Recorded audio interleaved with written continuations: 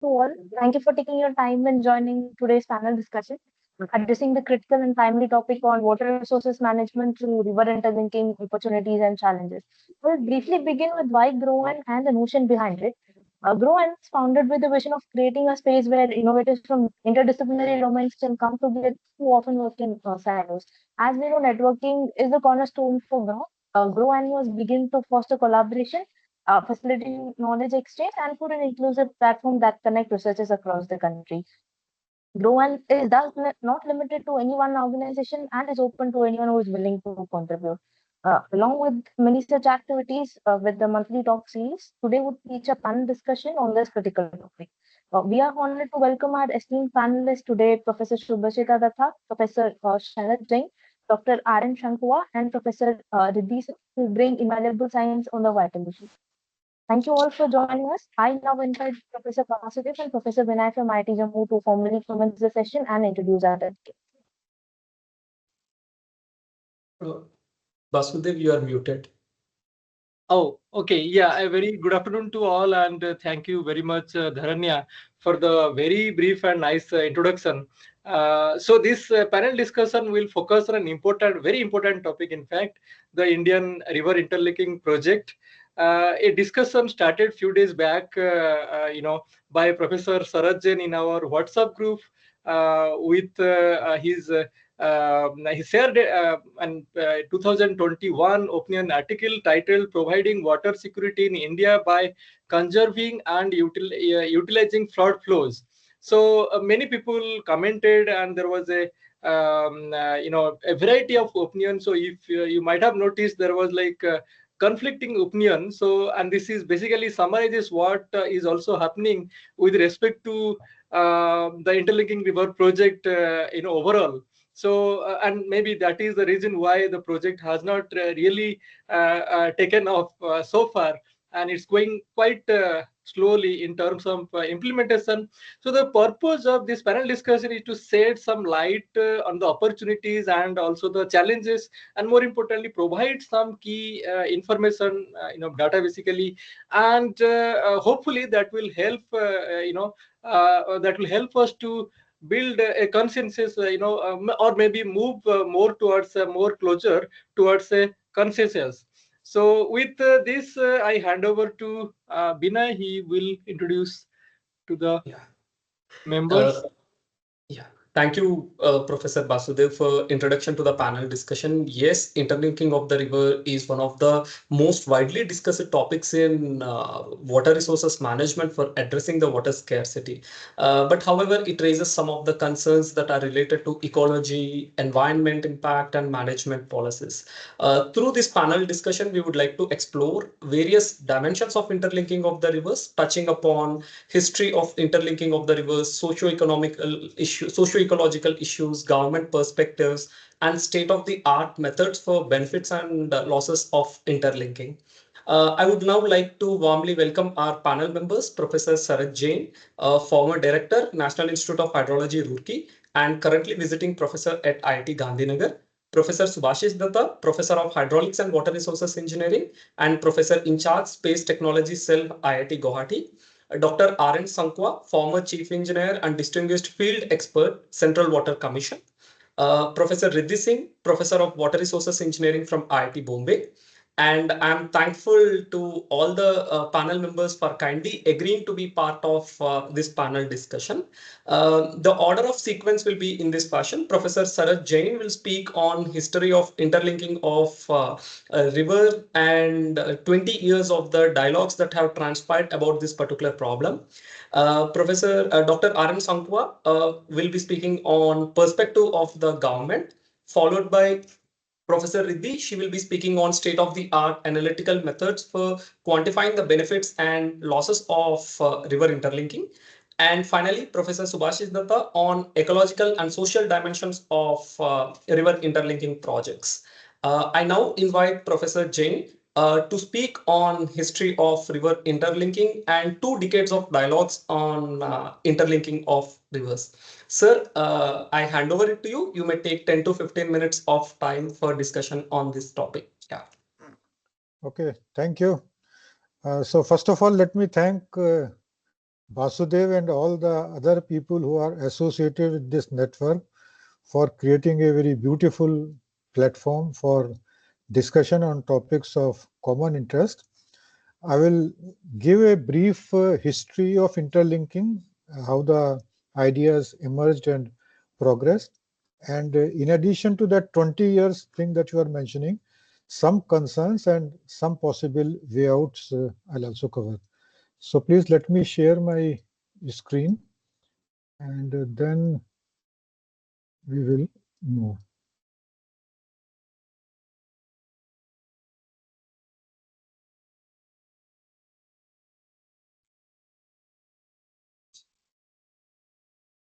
Okay, is my window visible to you? Yes, sir. Yes, it's visible. Okay. So before I begin, let me also acknowledge that some of you people have really more experience or maybe better insight than me, but I'll be presenting my perspective about this topic. Before we come to specifically to interlinking of rivers, I would like to highlight the water management challenges in India.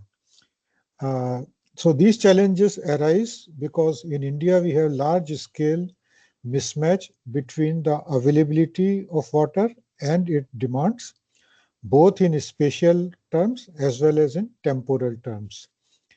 This arises partly because we have a monsoon climate wherein rainfall is mostly concentrated in 3 or 4 monsoon months.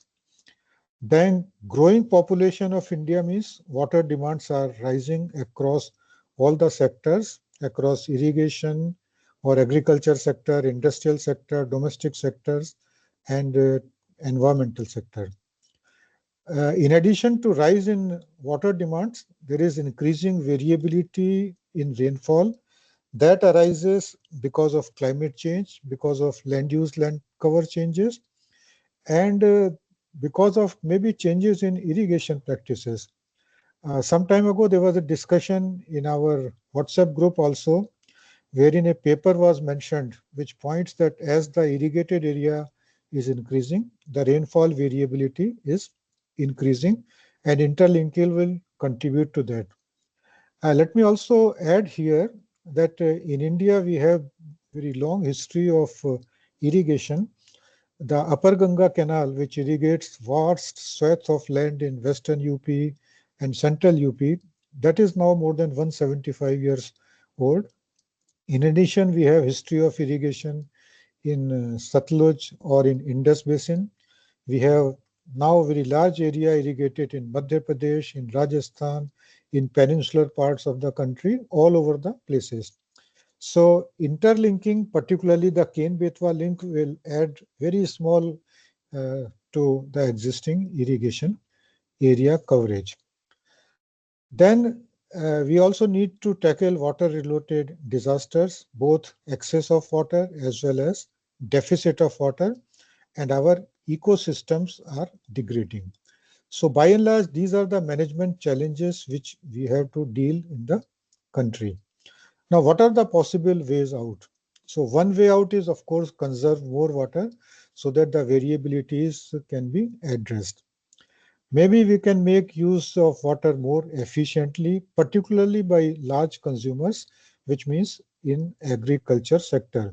So if water productivity is increased significantly in agriculture sector, then some of the problems due to rising demands can be efficiently met.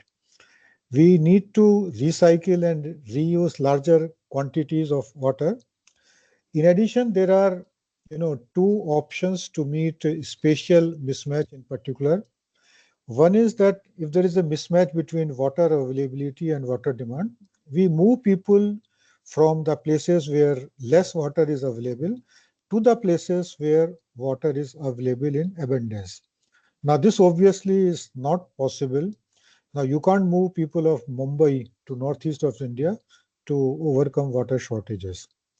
So the other option remains with us, that water is transferred to the places where it is required.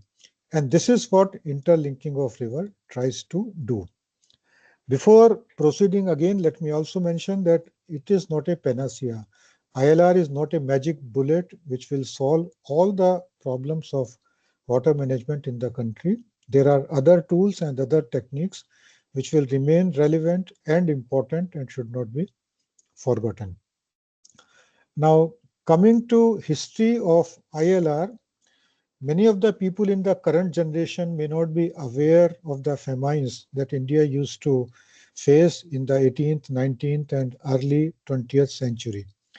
And two pictures, very, pathetic conditions of the people is depicted in these pictures. And this is not something imaginary. This is what has happened in the country. So for a considerable time, the idea or the one of the objective of water management in our country was to overcome famines, which thankfully, by grace of God, we have overcome, although the problems of malnutrition remain in some parts of the country. Now, in earlier times, India consisted of small pockets, small kingdoms, and the concept of the whole nation was not there. But although some people will dispute this statement and say that it is a very old concept, but coming back to the topic, in the 19th century, a British army officer and engineer, Arthur Cotton, he proposed to link major Indian rivers to overcome water scarcity, particularly in peninsular India. Arthur Cotton was the person behind the Dholeshram barrage and behind the Prakasham barrage in Krishna and Godavari basins.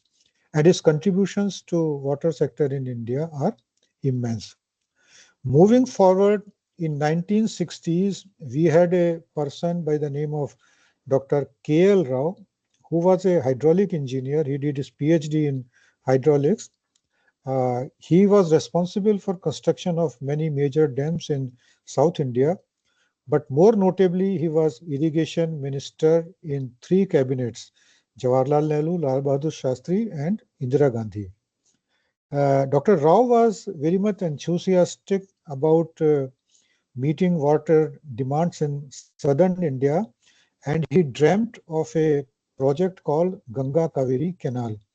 So his idea was that these two rivers should be linked so that water can be transferred from surplus area in the north to deficit areas in the south. He in fact proposed a national water grid connecting the rivers on a very large scale, but some of these schemes were found to be infeasible because they required large pumping, particularly if water from Ganga is to be transferred to south. Then water is to be pumped over Vindhyachal mountains, which will involve huge pumping, and the financial and economic feasibility of this scheme was doubtful. In this debate, one more person had some important contributions, and he was Captain Dastoor. Captain Dastoor was a pilot. He used to fly aircrafts over the country, and he observed and he mentioned that India has so much water wealth, which is more than the oil wealth in Arabia. Only thing is this wealth has to be properly harnessed. So he proposed a system of canals which were called garland canals because the shape of the canals was such that it can be considered to be a garland to Mother India. This proposal consisted of two sets of canals, Himalayan canals and the garland canal system. But this proposal was also found to be technically not very efficient and feasible. Meanwhile, discussion was going on in the government agencies, and in 80s, Government of India constituted an agency called National Water Development Agency, NWDA.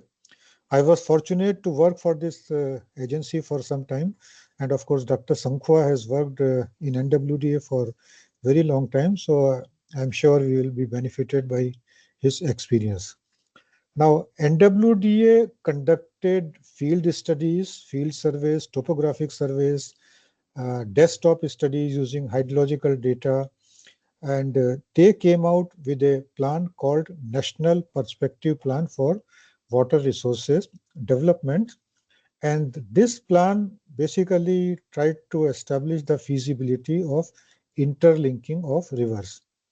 Now, let me also mention that although we use the word interlinking here, these are not really links in that sense because the flow of water is only in one direction. But anyway, this term has stuck and it is becoming popular. So we'll continue with this. The NPP of NWDA had two components, Himalayan River Development Component, Peninsular Components. They had interstate links and intra-state links. So this is an old diagram of the whole setup prepared by NWDA. And you can see here that this top part can be considered to be it is the Himalayan component, and the bottom part is peninsular component. Now, this is the old diagram. So again, let me repeat, there might be some changes recently because NWDA is continuously working on analysis and revising and improving the estimates. Although these two components are in a way separate, but they are joined by one particular link, which you can see here where my cursor is. So this particular link, link number 1, is called Manas Sankoch Teesta Ganga link. The idea is that surplus water from Brahmaputra or northeastern part will come to some rivers. Finally, it will join Ganga. From Ganga via Subarn Rekha, Mahanadi and other links, water will move to Godavari.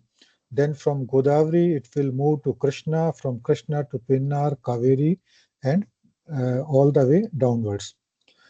In the interlinking, this is a very crucial link. One can say that this is the mother link or set of mother links for the whole scheme. You can see a very small link here called Ken-Betwa link, about 230 kilometers long. This is the first link which has been taken up for implementation among the entire scheme. Now, coming back to these NPP proposals, these were firmed up based on sub-basin-wise water balance study. NWD established surplus or deficit considering water availability in a 75% dependent year, and they projected needs roughly to 2050, by which the demands are likely to stabilize. Although these are different components, but when these will come for execution, all the projects will be evaluated by following the set procedure of Government of India standards, and all the clearances will be taken. Subsequent to NPP studies, there was some mention about the recent developments and dialogues. So government has examined many alternatives to ILR as proposed in the beginning. These consist of finding whether some alternative routes are possible, whether some alternative links are possible, dropping infeasible links, and so on. There have been discussions and evaluations on transfer of water by ILR, how much water should be transferred and whether it will be possible to reduce the amount of water transferred. Further, in the beginning, groundwater was not considered in availability assessments, but later on, groundwater has also been included. We have also looked at performance reliability of the system over long period of simulation, effect of carryover capacity, and operation policies of major reservoirs. Studies have also been conducted to find out the impact of climate change by following the well-established procedure wherein climate projections of CMIP 6 category of models are taken up, rainfall and other variables. These are now subjected or fed to hydrological modeling to determine updated water availability. And then systems studies are carried out to size the components and determine their feasibility. Studies or discussions have also been made to determine potential sources of water to meet drought-prone peninsular region. So, for example, in peninsular India, we have this Western Ghat region, which has huge water availability. There have been many discussions if it is possible to find some way to transfer water from Western Ghat regions to the east towards Krishna and, other river basins. But these have been again found to be not feasible, or they will have huge environmental impact.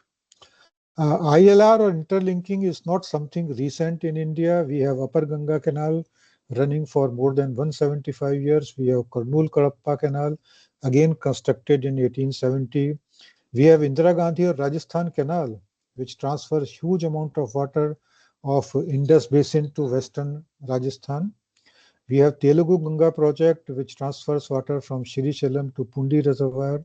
We have now Narmada Canal, which transfers water from Kevadia to Saurashtra, overcoming the water deficit in Saurashtra region. So India has quite experience, long experience in these type of projects, and we have mixed bags. Although there have been some adverse reports, for example, water logging in Rajasthan Canal, but some of this can be attributed to unwise operation of the projects. Similar to India, we have this water transfer in many other countries, notably China, south to north water transfer by 3 routes, out of which 2 are operational. China is also probably, now this is where some subjectivity comes, they are transferring, or they have begun transfer water of Brahmaputra to north. And this will have sincere or strong implications for India. In US, they have this California State Water Project, they have Colorado River Aqueduct, Central Arizona Project, etc. Spain has a project for water transfer. Germany has water transfer. And USSR, for example, this RLC, which is very much in news due to unwise transfer of water. Now, let me also mention, some people may say this is a very strange idea. But in addition to water, we have been transferring natural resources plus livestock, humans, over long distances. So we have long distance transfer of oil, minerals, coal, agriculture products, wheat, rice, pulses, fruits, textiles, iron, all over the country, and in fact to different parts of the world. Winds transfer large amount of dust, water vapors, and other particles, including, of course, pollen, spores, seeds, and microorganisms. So winds are also transferring, water and microorganisms over long distance. The rainfall that we receive in India, it might have originated in Arabian Sea, Bay of Bengal, Mediterranean Sea, and some of it might have originated as far as Atlantic Sea, or you can say Pacific Ocean. Indian Railways run more than 13,000 trains, 12,000 freight trains carrying 23 million people all over the place. And there are transport modes, airlines, road transport. So, all the natural resources, humans, etc., are being moved over all over the country. Now, there are concerns about ILRs, or you can say there is opposition to it. Let me briefly mention. One view is that this is a too ambitious project, and the budget and other resources required would be too huge for the nation to allocate for this single scheme. But chances of implementation of full national perspective plan are extremely low, at least not in our lifetime, and I think not in the lifetime of people who are participating this debate. Of construction of few projects, particularly in Himalayan part, would be challenging because of well-known reasons. If there is a large improvement in agriculture water productivity, and there is a big if, in that case, the feasibility and need for some links would reduce. And this is a concern which is expressed by many people. But this improvement over the scale that is imagined would be hard to come. And current trends of lifestyle and water use will lead to further increase in the water demand. Now, a biggest or one of the huge opposition to interlinking is. Yeah, Professor Jain. Yeah, I'm just about to finish. Yes, So, yes.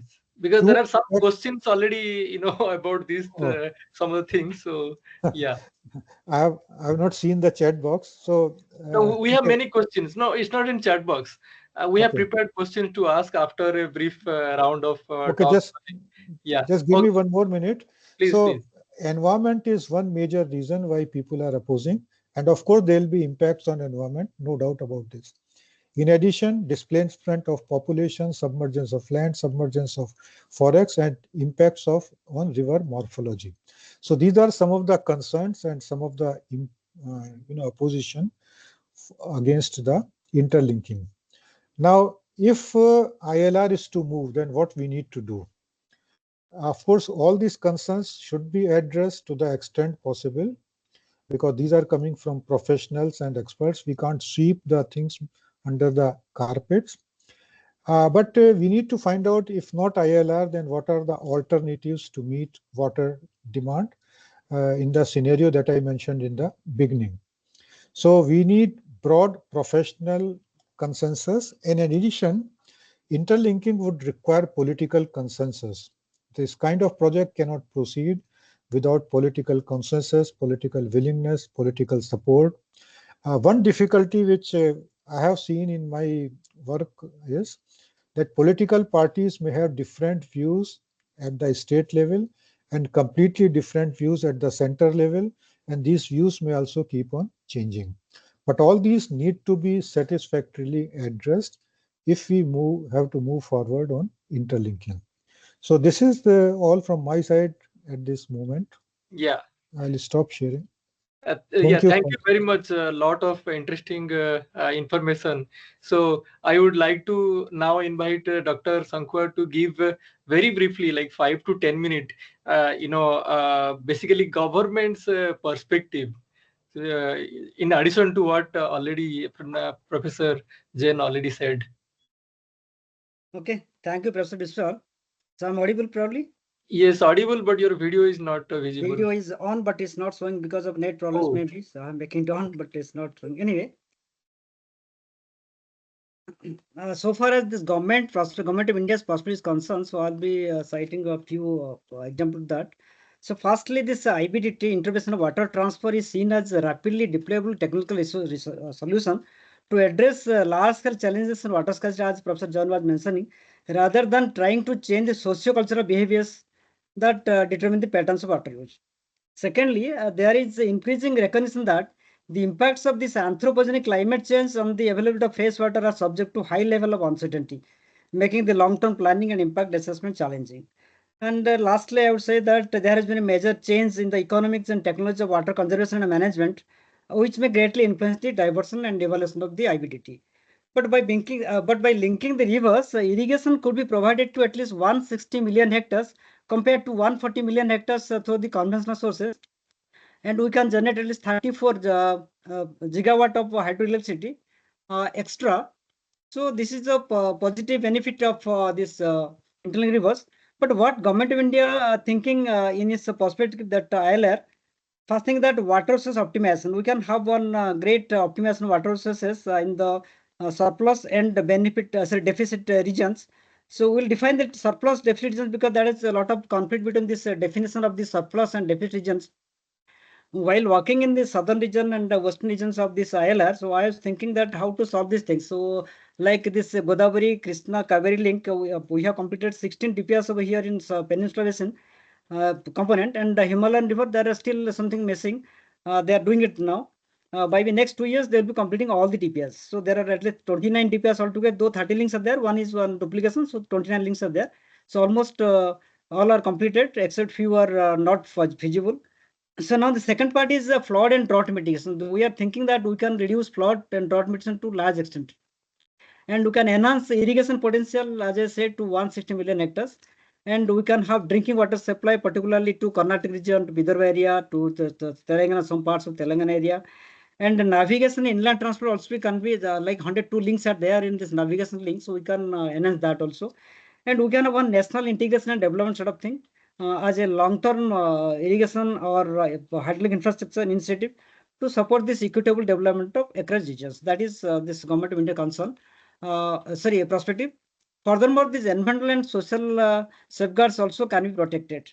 And interstate and international coordination can also, we can get doing this ILR. And government emphasizes the cooperative federalism and diplomacy in ILR planning, involving states and neighboring countries where applicable. And we think of case to case basis. So we are not taking ILR as a whole, like the 29 links added together at a once. Rather, we are taking a phased implementation.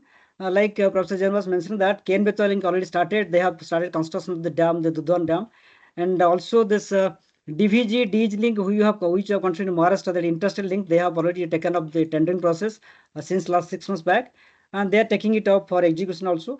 And PKS link is the enhanced stage, the final stage of implementation. And also OC Machi, that is also final stage of implementation. So they are just certainly they'll be implement that from this October onwards.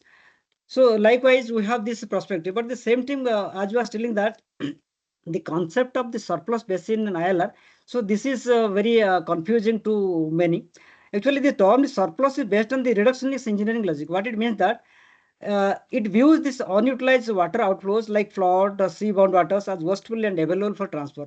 So when you go for this surplus assessment all the times, every 5 years, we just go for WS, means water balance studies. We revise that RWBS.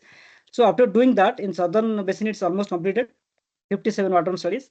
In that, we take sometimes 75 water dependability. Most of the cases, 90% cases. Sometimes we have to come back to 60%, 50% where there is drought regions. So like this CBG link, this Kaveri, Vaigai, Gundar, we have reduced to 60%, but still also there is a problem from Telangana on the side because these governments are locking their heads for water sharing and all that, and they are looking to this GWDT and KWDT awards and all that. That is not finalized as yet because KWT came in 1970s, still it has to come.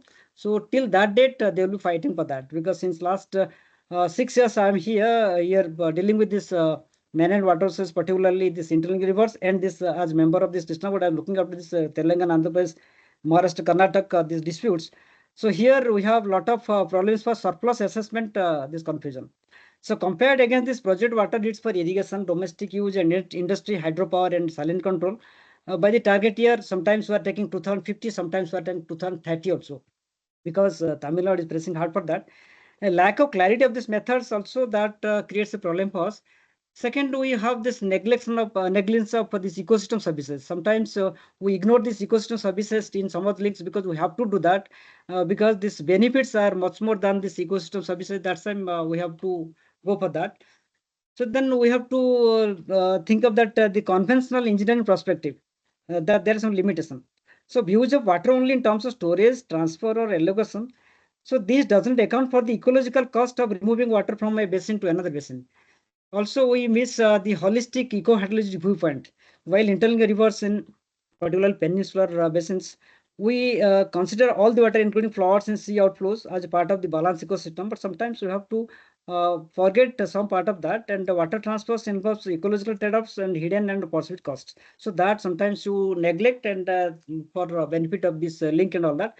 And sometimes we think that this flawed classification of surplus was a deficit because, for example, if you take Godavari basin, lower part of Godavari is a surplus and upper part of Godavari is a deficit. Though overall, someone says that this Godavari is surplus, but actually Godavari is not surplus throughout basin. Krishna is overused. So thinking that one basin can be surplus at a certain point, some sub-basin parts like G1 to G12, some basins G11, 10, 11, 12, they are surplus, but other parts, they are not that surplus. So they are drought prone, so to say. And predominantly, suppose you think that agricultural needs are clubbing the domestic and industrial demands, so that becomes too high for the state's demand because some of the states they are claiming for more of agriculture projects or leaf projects or taking up more industries or thinking of something the proposed projects. So they project their demands much higher from the real one actually. So Telangana and Andhra Pradesh, they have this sort of issues. So, we are transferring around 241 TMs of water earlier. Now it's 147 TMs of water to some side, but they are projecting that they need at least 954 TMs of water. But one we are transferring only 147 TMC. So that sort of impossible pictures they come from the state governments. They are not agreeing. They are not coming to the table. Sometimes we are ignoring the ecosystem impacts, which could lead to long-term environmental degradation. That negative part is there, but still we have to neglect that. But while doing this ILR part, we are having some challenges and concerns. So for example, in our ILR, several Himalayan links originate in international territories, particularly in Nepal and Bhutan. This naturally necessitates their consent because we are taking their the links to this side. Links means their river water to this side, to our side. So that they require that for any surveys and investments, we need to talk to them. Bhutan has also shown keen interest in reviving the Sankos multipurpose project, MS Link. DPR is on the underway. DPR preparation already progressed by TSDC, also by this NWDA North Lucknow. And discussion around this Manas Dam are yet to be finalized. Meetings have been done, but it has not been finalized as yet.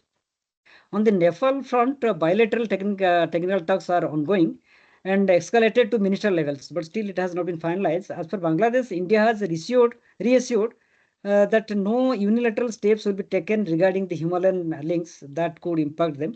Transparency and mutual trust remain the guiding principles in such conditions. These are beside that there are technical challenges in Himalayan component, but still we are talking to this peninsular component. What are the things? There are numerous challenges in peninsular component which we are facing, and we are faced also earlier. Like I told that out of 16 DPRs which were envisaged to do, we did at least 12 DPRs. 4 was not feasible. We dropped that.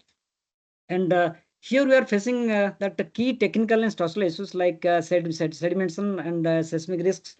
And we are having this flood management concerns. We are having the ecological disasters from the poor planning. Poor planning sense earlier, which had been planned in 1993 water source assessment, later modified to 1999, then again modified in 2024.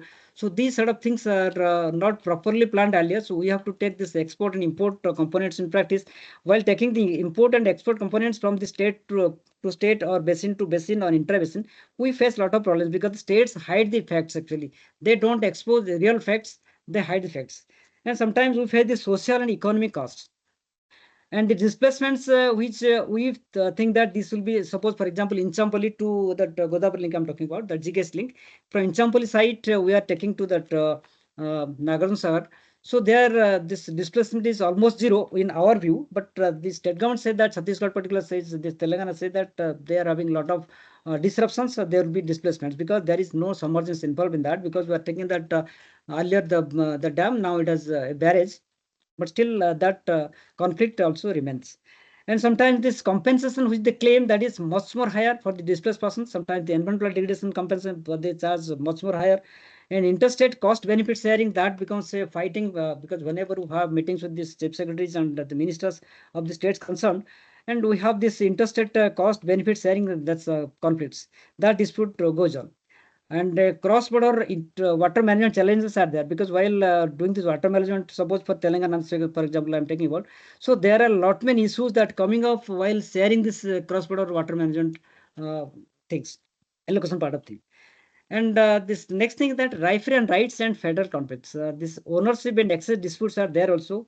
This referee and rights. Sometimes this land acquisition that creates a lot of problems for us also. And like think in Telangana state, when you go for that, this farmers, those who are having the lands, they don't give it for even 6 months for this giving the pipelines for that.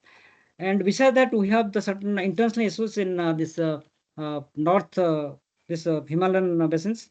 And we have ecological concerns, we have project-specific concerns, particularly in Pattisima plan of this Andhra Pradesh.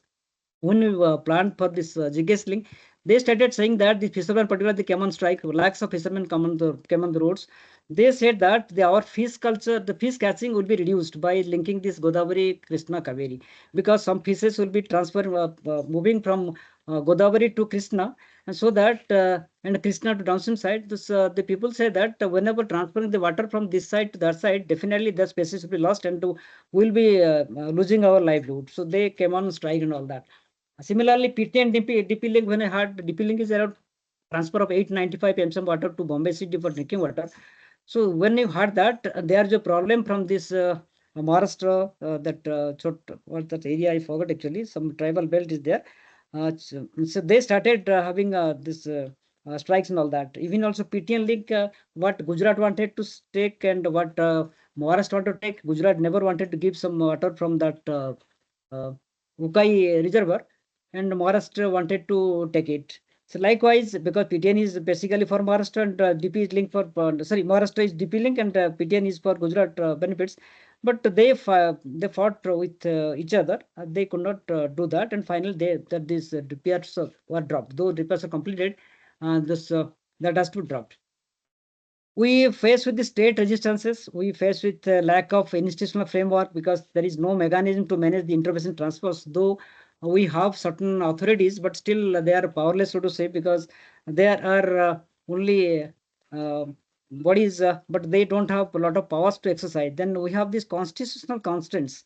So that's a problem while dealing with KWDT or GWDT. I faced a lot of problems in allocation of water in Nagarjuna Sagar or this Sitalam. So that becomes a because the water is states, people say that central coordination is illegal complex, so that becomes a problem. Then opposition by the states, many of the states are opposing to ILR, like Kerala, Andhra Pradesh, Assam, Sikkim, among others, they oppose the ILR.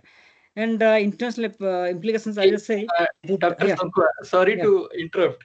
Yeah. So we have many questions. I think please. we'll cover the points you're making. So okay, within 2 minutes, I'll also cover in 2 minutes. Okay. So here are environmental and ecological changes. Besides that, also we have that financial constraints. And in finance constant, how much this money can be arranged? Because see, one link, suppose for example, Kenbata link that costs around 45,609 crores. So one small part, 230-kilometer link is costing that much. So if you compare GKS link, that is around 60,000 crore rupees. So this was huge amount of this capital cost. So this massive financial investment for infrastructure is needed, but where to get that?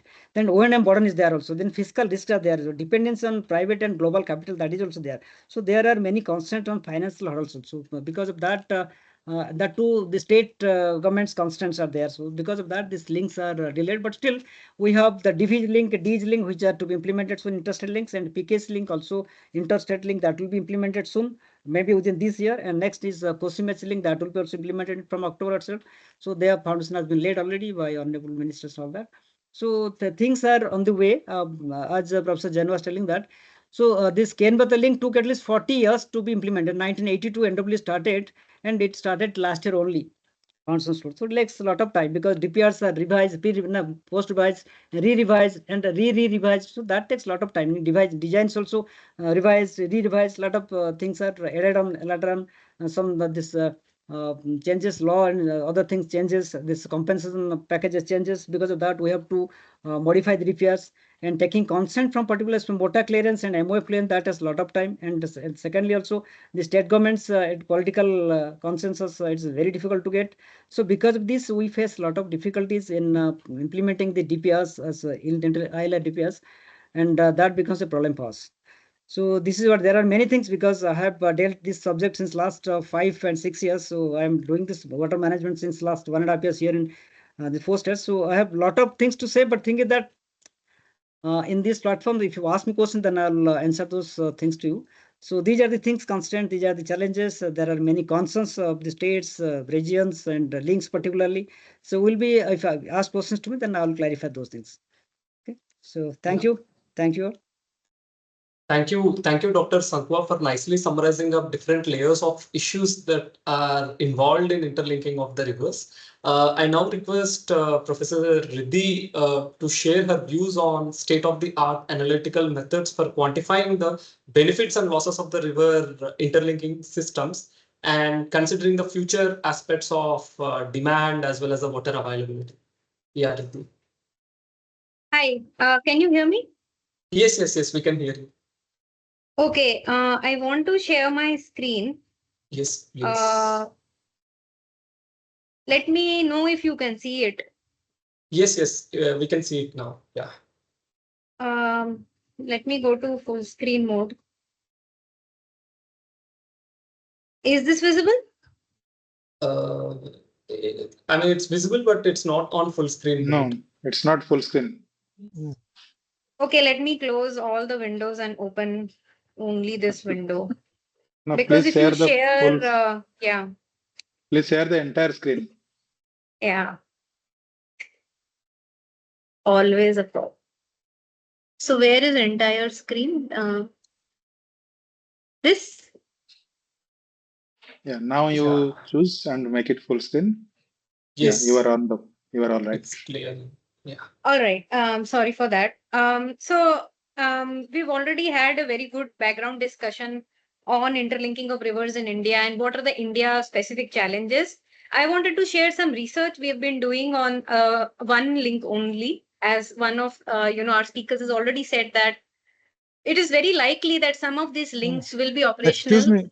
Excuse me. Yeah. It is not coming on full screen for me at least. Only your Uh, particular window is It's there for me on It's full a full screen. screen, Professor Jen. full screen में है. Yeah, yeah. Okay. चलिए, please continue. Then I'm seeing No, only part of screen. no, Professor Jain, you may just have to reconnect if there is any glitch. That should Okay. work. Okay. Okay.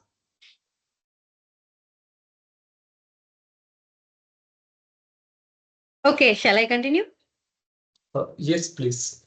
Yeah. So I just wanted to show you a global picture of, and this is an old review on 2018 of what are the current existing and planned, and they term this word called water transfer mega projects. It's not even project; it is a mega project because you're transferring water for more than 190 kilometer. The construction cost is either greater than 1 billion US dollar or the volume of transfer is exceeding 0.23 kilometer cube per annum. So if you see this figure, there's a lot of planned projects, and North America alone is going to invest 1.5 trillion US dollars in the coming decade.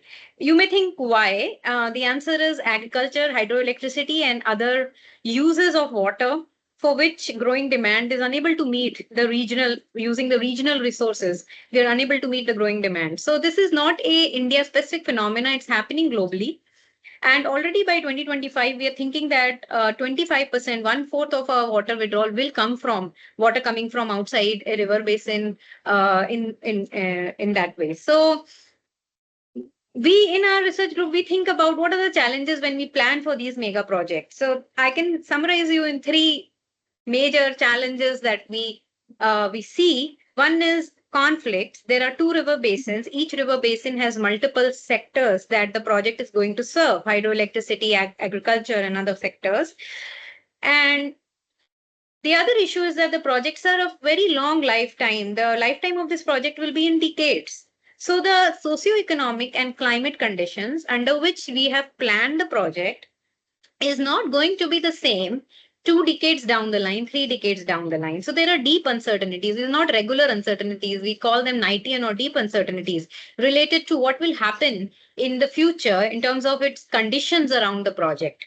And the last thing that we think about is the feedback that the project will have on the hydrological system and the co-evolution of the water and the human system. Because once, let's take the example of Nagarjuna, right? Once you put a project in place, there's going to be unintended consequences of the project. People are going to change their way they use water. That will then affect water availability and further interest in such projects. So there is a co-evolutionary behavior, a human dimension. So these are the broad three areas which are involved when we think about how to deal with the planning for these mega projects.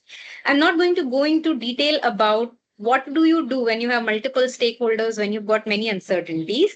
There's an article I have written. You can reach out to me. I'll share this with you. It's a summary of like a history of decision making tools which are used in water resources literature.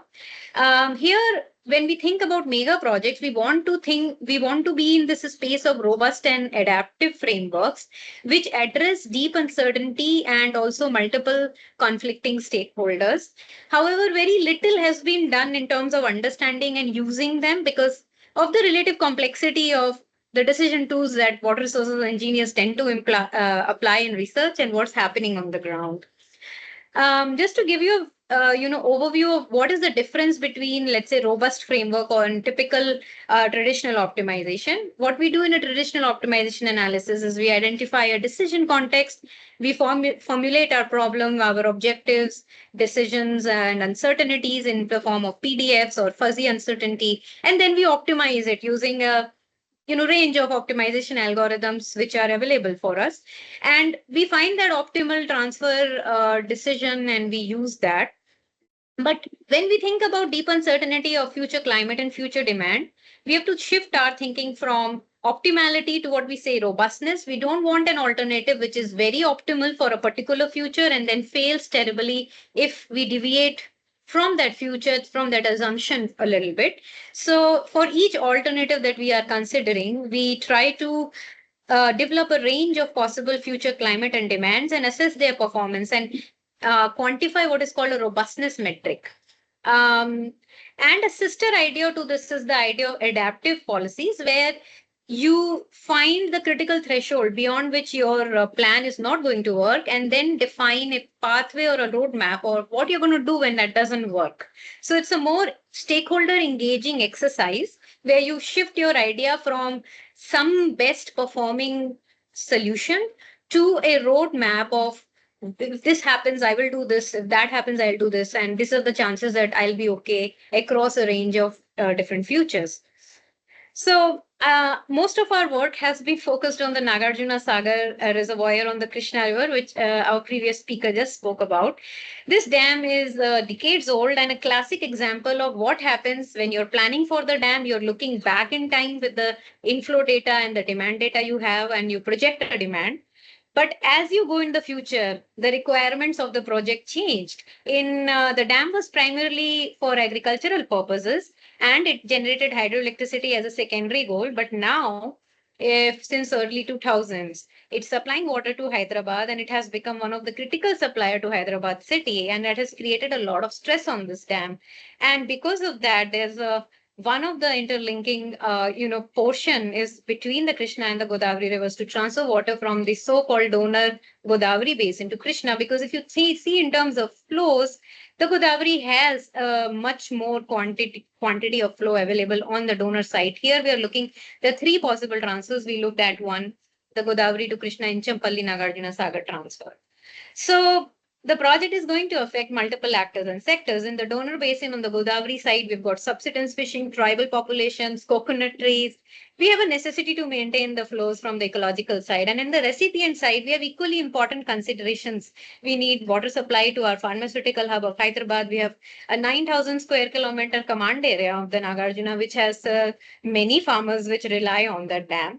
And we have hydroelectricity that comes out of it. So these are all equally important considerations from a regional perspective. What we do is we then come up with ways to analyze what's going to happen. This is one idea we had where we said, can we quantify what happens when you have cooperation between the two donor and recipient basins, and when you don't have cooperation, what is the value added to the to your overall goals from the project? So you do multiple problem formulation that there won't be any water transfer. There will be some based on the NWDA reports.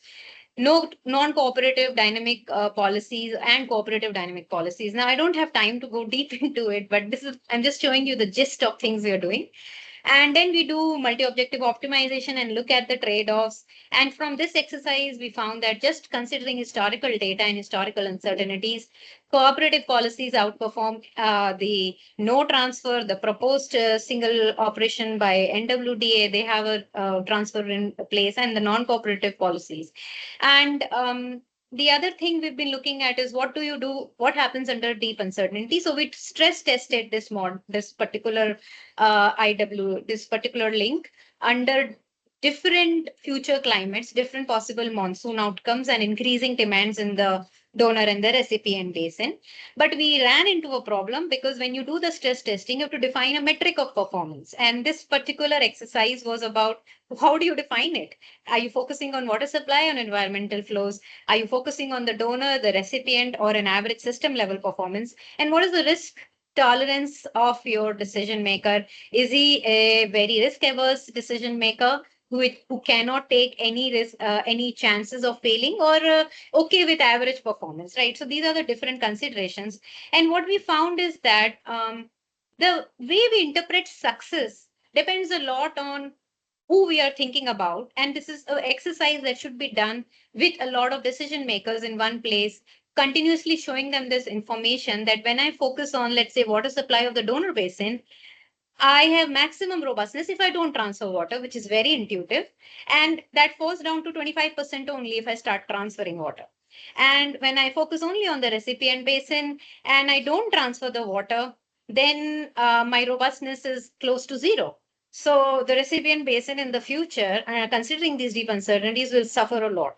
I can do a system level robustness metric, and depending on whether I'm risk averse, which is the maximum metric. So when you're highly risk averse, things look really bad for the recipient basin. When you think about the ecological conditions, let's say the donor basin, and you're looking at the risk averse maximum metric, the condition of the minimum environmental flow downstreams are very bad if you don't transfer water or transfer water, because that future ends up having some high some very low flow conditions.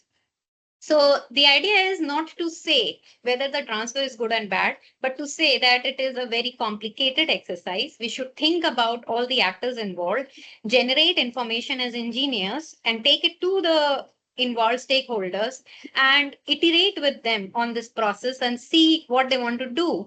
And, so what we learned and we continue to think about is that, and we do field work here, and the value of stakeholder elicitation in doing this. It is very difficult because, as we already know, there are political sides involved, but still, without that, this is not going to work. So those are my few cents on this questions. Thank you.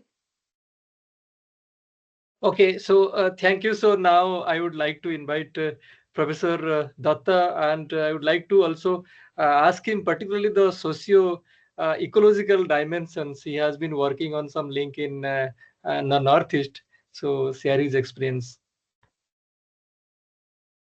Window.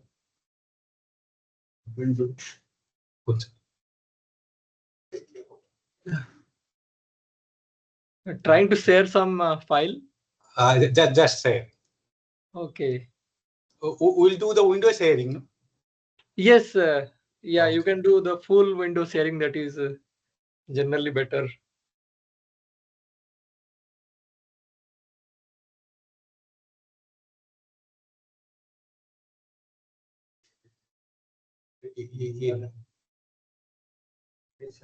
Yeah, so please 5 to 10 minutes quickly summarize, because we have a lot of questions after after this. Sir, your presentation slide is not visible. You may open the presentation window.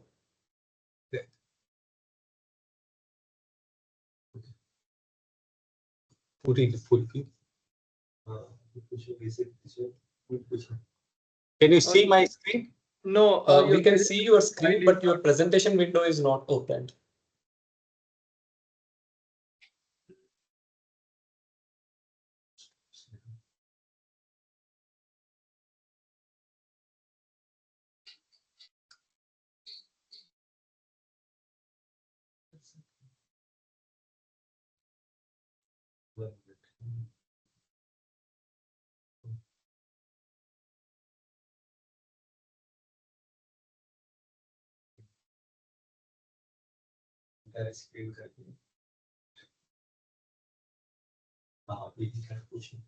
Okay, Yes, now sir.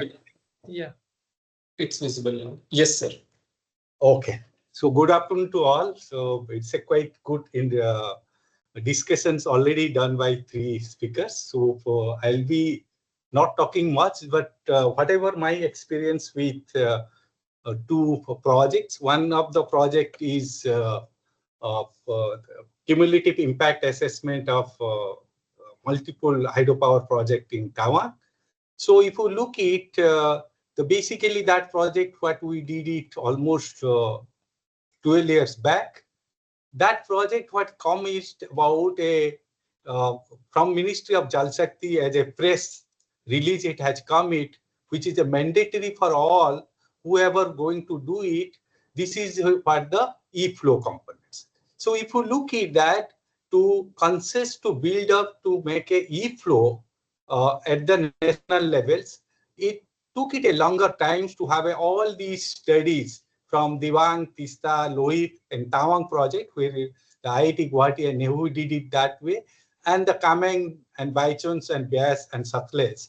So finally, if you look at it, based on the 90% dependable flow, we need to release 30% during the monsoon, 20% lean seasons, and 25% during the non-monsoons. This is what the guideline press release on 16 December 2021. So if you look at that way, even if you look at the number of publications on the environmental or ecology flow, there are n number of publications are coming. Even if you look at the this figure, what I am showing it, how the each component ways they are looking at how it looks, the natural flow regimes with a biodiversity or several interlinked mechanisms. So if you look at it that way, as an Indian context, we can do really lot of research to link the natural flow regimes to the aquatic biodiversity or several interlinked things. So if you look at that, this is the publications 2018, it shows that how each component of a flow hydrographs has a principles or has a link with the aquatic biodiversity, and their influence factors are there. Even if you look at the peak flow, if you look at the low flow, if you look at intermediate flow, all they are having the linking systems. So, and if you look at these figures, which are very typical figures, is indicating it, whenever you do the interventions, you change the natural hydrographs to have a multiple peak, and you also sustains the low flow, because that's what the environment flow requirement. As by my experience and concerns, as I did it for Brahmini rivers, what I've seen is that if you look at the pre implementations of Rangali Dam and post implementations of Rangali Dam, the low flow or the environmental requirement of flow of 50 cubic, they have been maintaining it, but they are altering the other flow components. So what my point to that we need to have a study for individual river levels, and that what which we give a quantifications how to improve the environmental flow. So same if you look at the study what we involved in last for 3 years, looking about very I think if you talk about interlink rivers, I think this is what the is called a mother river, or these are surplus rivers, waters basins which will take the water from Brahmaputra goes to the up to the Ganga level. If you look at that, this link is about 500 kilometers long. It is very much ambitious projects to have a 2 dams in Manas and Sankos close to the India and Bhutan borders, or sometimes within the Bhutan borders are there, and the proposed barrage and all the things are there. And quite interestingly, the long back, 30, 40 years, 50 years back, also we had an interlink between the Tista and Mahanada barrage. That interlink part is there, and that interlink part will be considered to divert the water from Manas, Sankos to Tista. Then it will come to Mahananda, and it will go through the Mahananda up to Bagdo barrage. After that, again through link canals, it will come. So it's a quite interesting, and all these interlink river system, this is called a mother link. And we as a group of IIT Guwahati, we got opportunity to look this part more detailed, way hydrology, way the environmental flow point of view, the socio-economic point of view. We try to look this aspect more details. I'm not telling exactly the point. So if you look at that, what is the planned water divergence will be the close to the 40 billion BMC. That's what is the amount of the water can be transported from this link to Ganga and further down towards the south. That's what is already shown to Professor Jain. So if you look at that way, I do believe as a hydrologist, this is the opportunities. We can divert the water from Brahmaputra to Ganga, but no doubt there are a lot of challenges out there. So one of the things what we got it as a the system studies, we try to integrate all these components. If you look at the climate change component, the socio-economic analysis point, the groundwaters, the hydraulics budgetings, the environmental flow, water demand for present, the futures up to 2075, what will be the groundwater status, what will be the agriculture demand.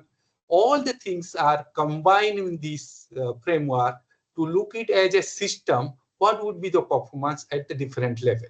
That's what the study, what we did it. Interestingly, what we found it, just I'll highlight the results, not to go individual components wise. Interestingly, this part of the area where this Manas Sankos is there, so the amount of rainfall is quite high. It's an order of 250 to 300 centimeters. Not only that, the biggest advantage is here, there is a pre-monsoon rainfalls happens in month of April, May, June. So that is an additional bonus, because that is the periods we can a significant amount of water we can transport from these basins to the Ganga basins. So that way, and if you look at that, is a really advantage, because here we have a pre-monsoon rainfalls in the month of April, May, June. But before doing the modeling and all the things which are not going it, we did a very extensive field too. What interestingly we found is there is a clear-cut difference between the part of West Bengal and Assam. The Assam doesn't have any sort of extensive agriculture systems. They mostly depend upon the rainfall systems or the post-monsoon agriculture systems. Whereas if you look at the West Bengals and all, they have the multiple agriculture thing, but mostly they are doing the groundwater level. But the idea and what other challenges what we have seen it, even if the government of Assam's or Water Resource Department, they have implemented a series of small tributary dam, reservoirs and canal system, most of them are defunct stage. They are not at all working. And the huge populations in this area really under the below poverty line. But the major concerns about these areas, if you look at, they used to have a frequent flooding and severe bank erosion.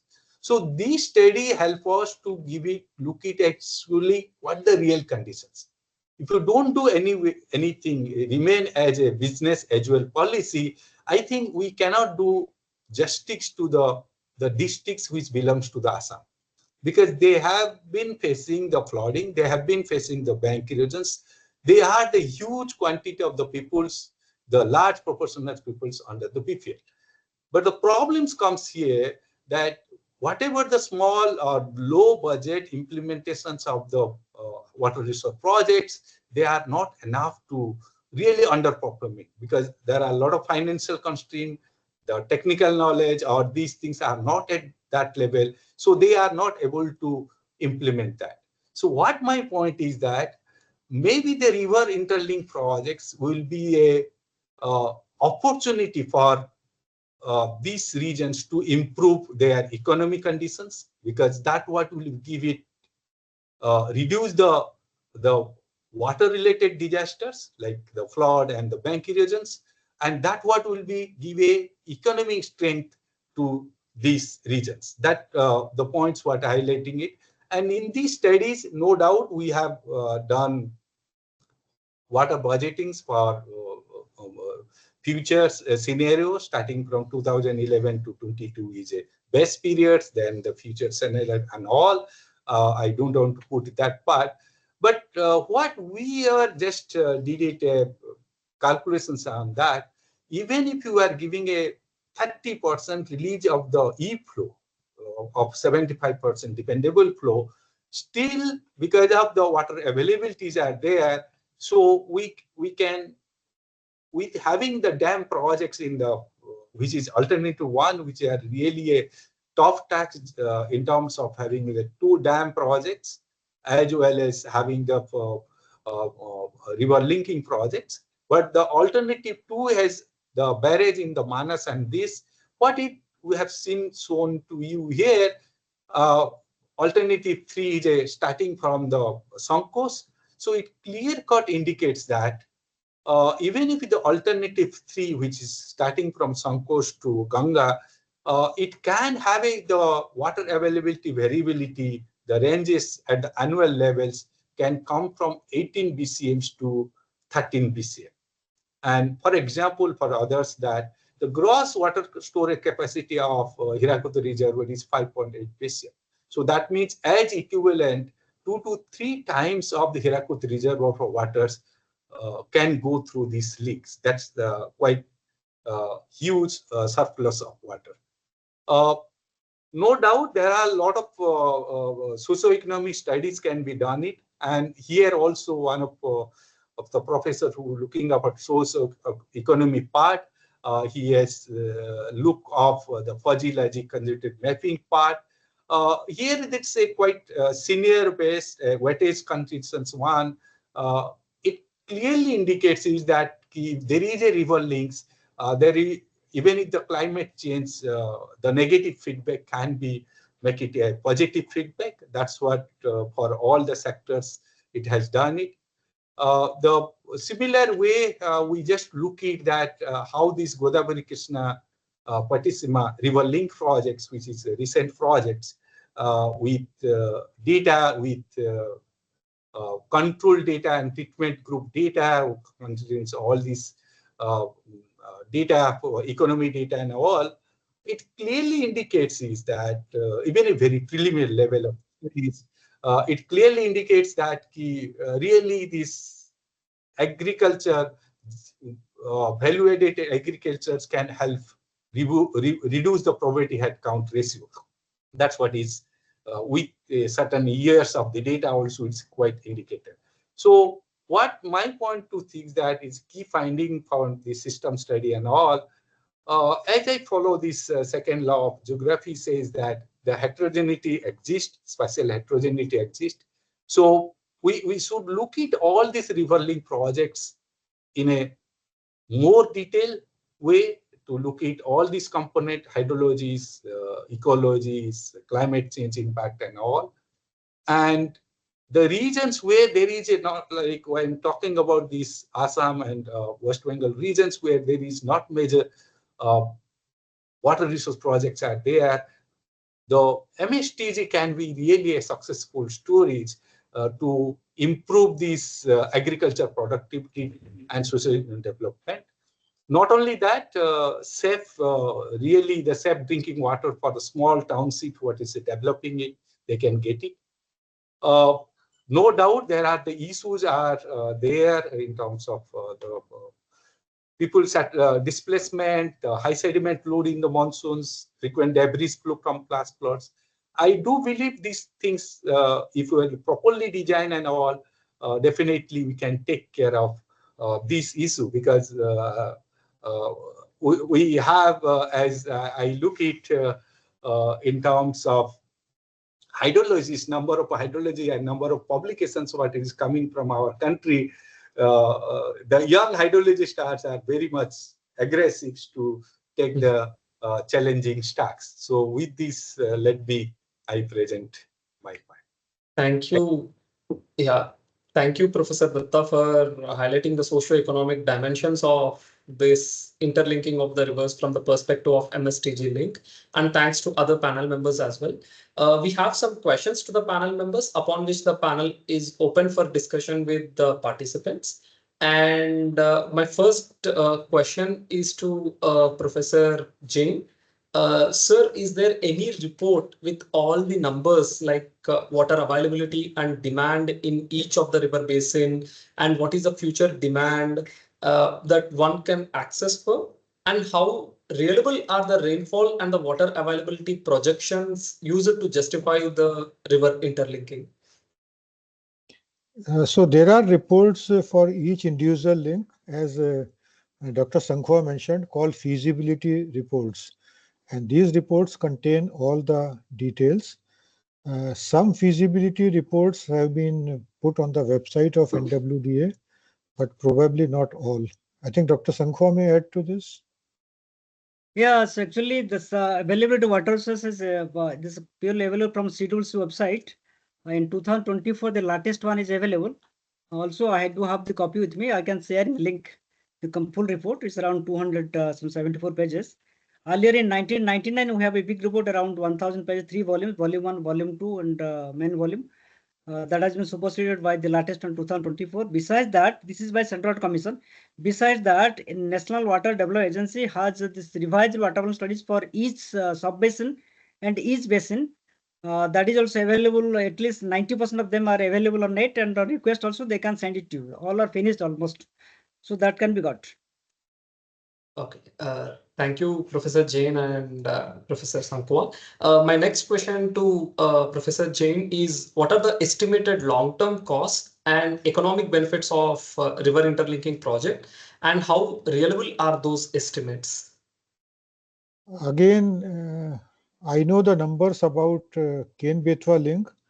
See, in 2009 or so, the cost was about 9,000 crores.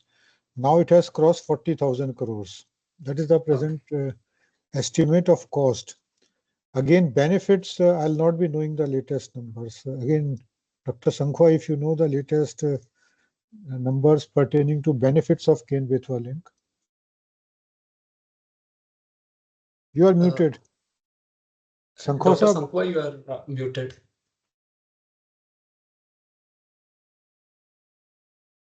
Sankhwa Dr. sahab, Sankwa? you are muted. Sorry. Anyway, Ken-Betwa link, the latest thing that there are 2 phases, phase 1, phase 2. Total cost is about 45,609 crores.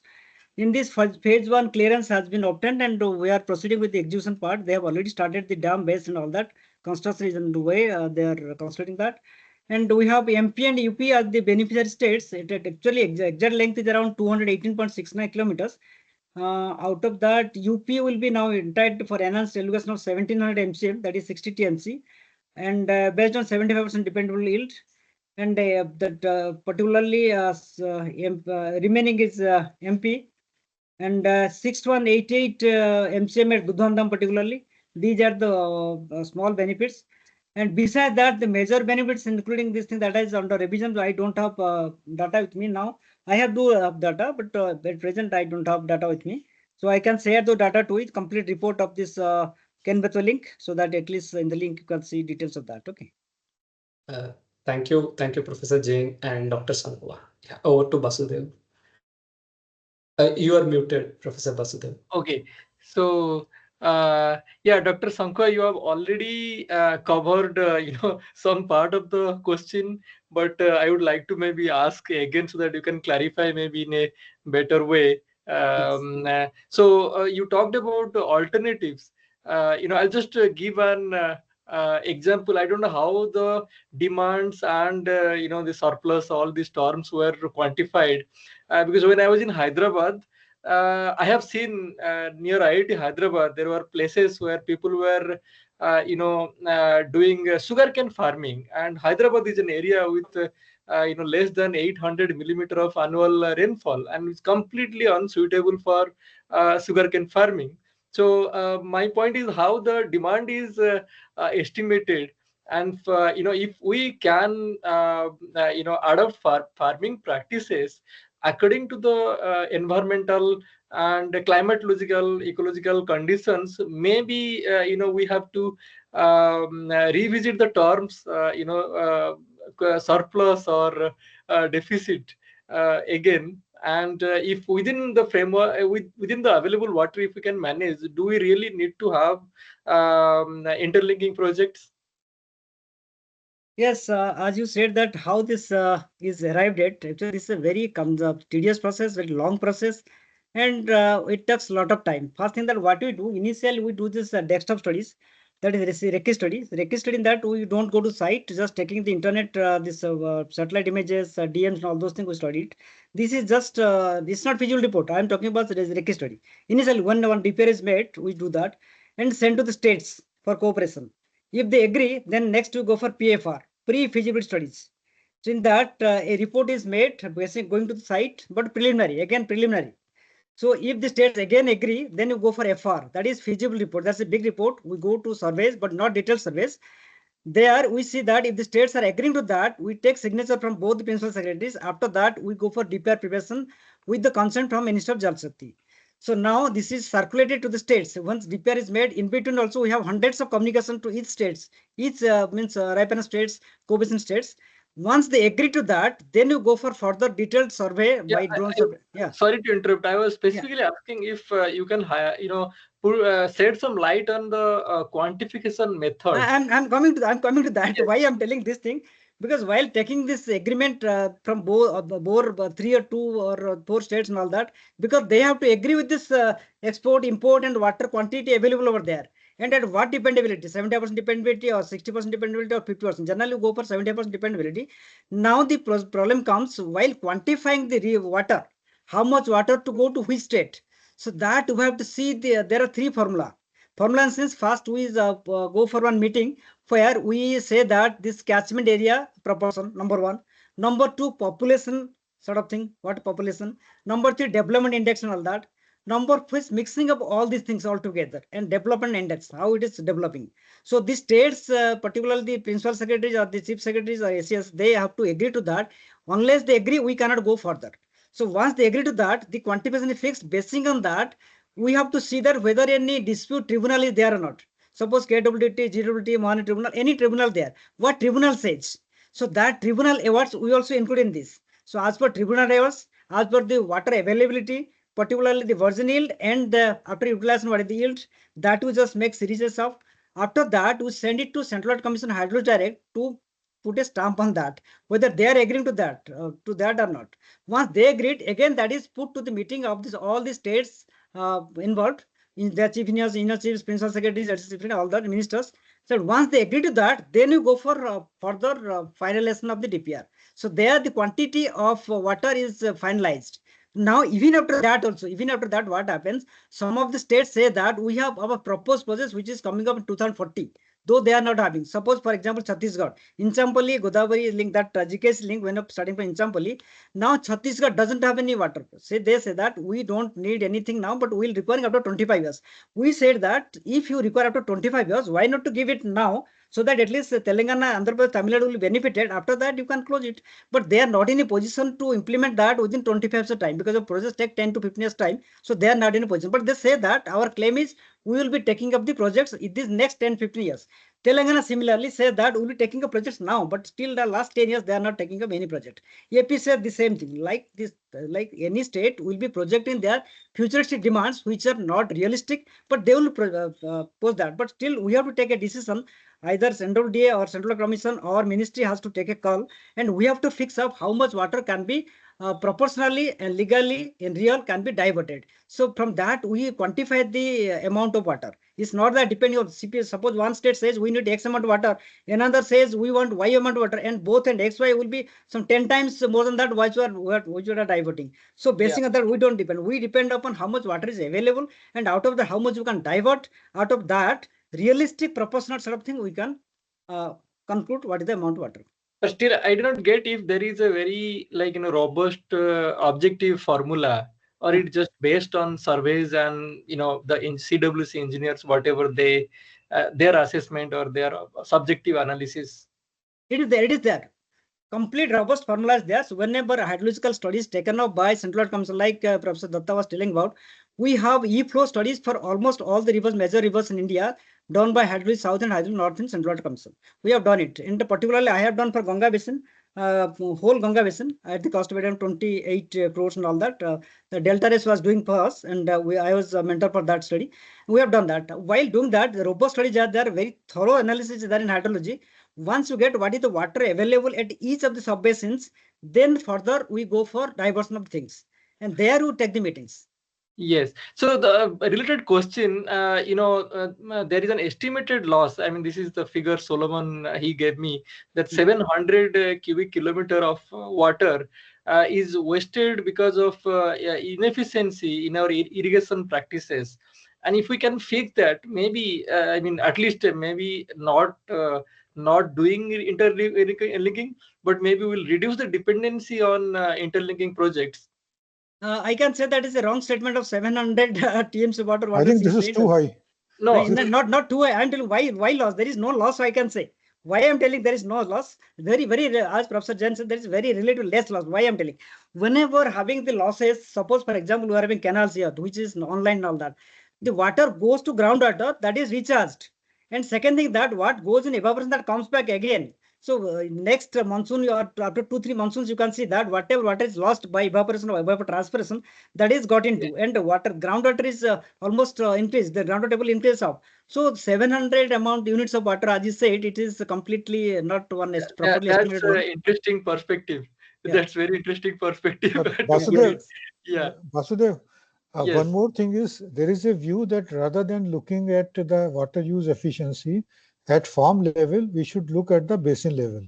And as Right. Dr. Sankhwa mentions, whatever water goes into groundwater zone, it may be pumped out somewhere downstream. Yes. So this Yes. is not a loss as such. Yeah, Loss it's is very not interesting. actually that loss is relative loss. It's not absolute loss. There is no loss at all. I can say there is almost very negligible loss. Loss is not there, but we have to in basin wise as a scale hydrology unit should be basin some sort of it. Then we can get into. Otherwise, it will be difficult to assess. Yeah, I think there might be some counter arguments against that also, Yeah, but we can please. discuss maybe in detail later on. So for now, I'll hand over to Binay. Yeah. My Oh, question. sorry, Binay. I just wanted to have another question which I forgot. Okay. Dr. Okay. Sakwa. So Yeah. related to, you already mentioned about the state,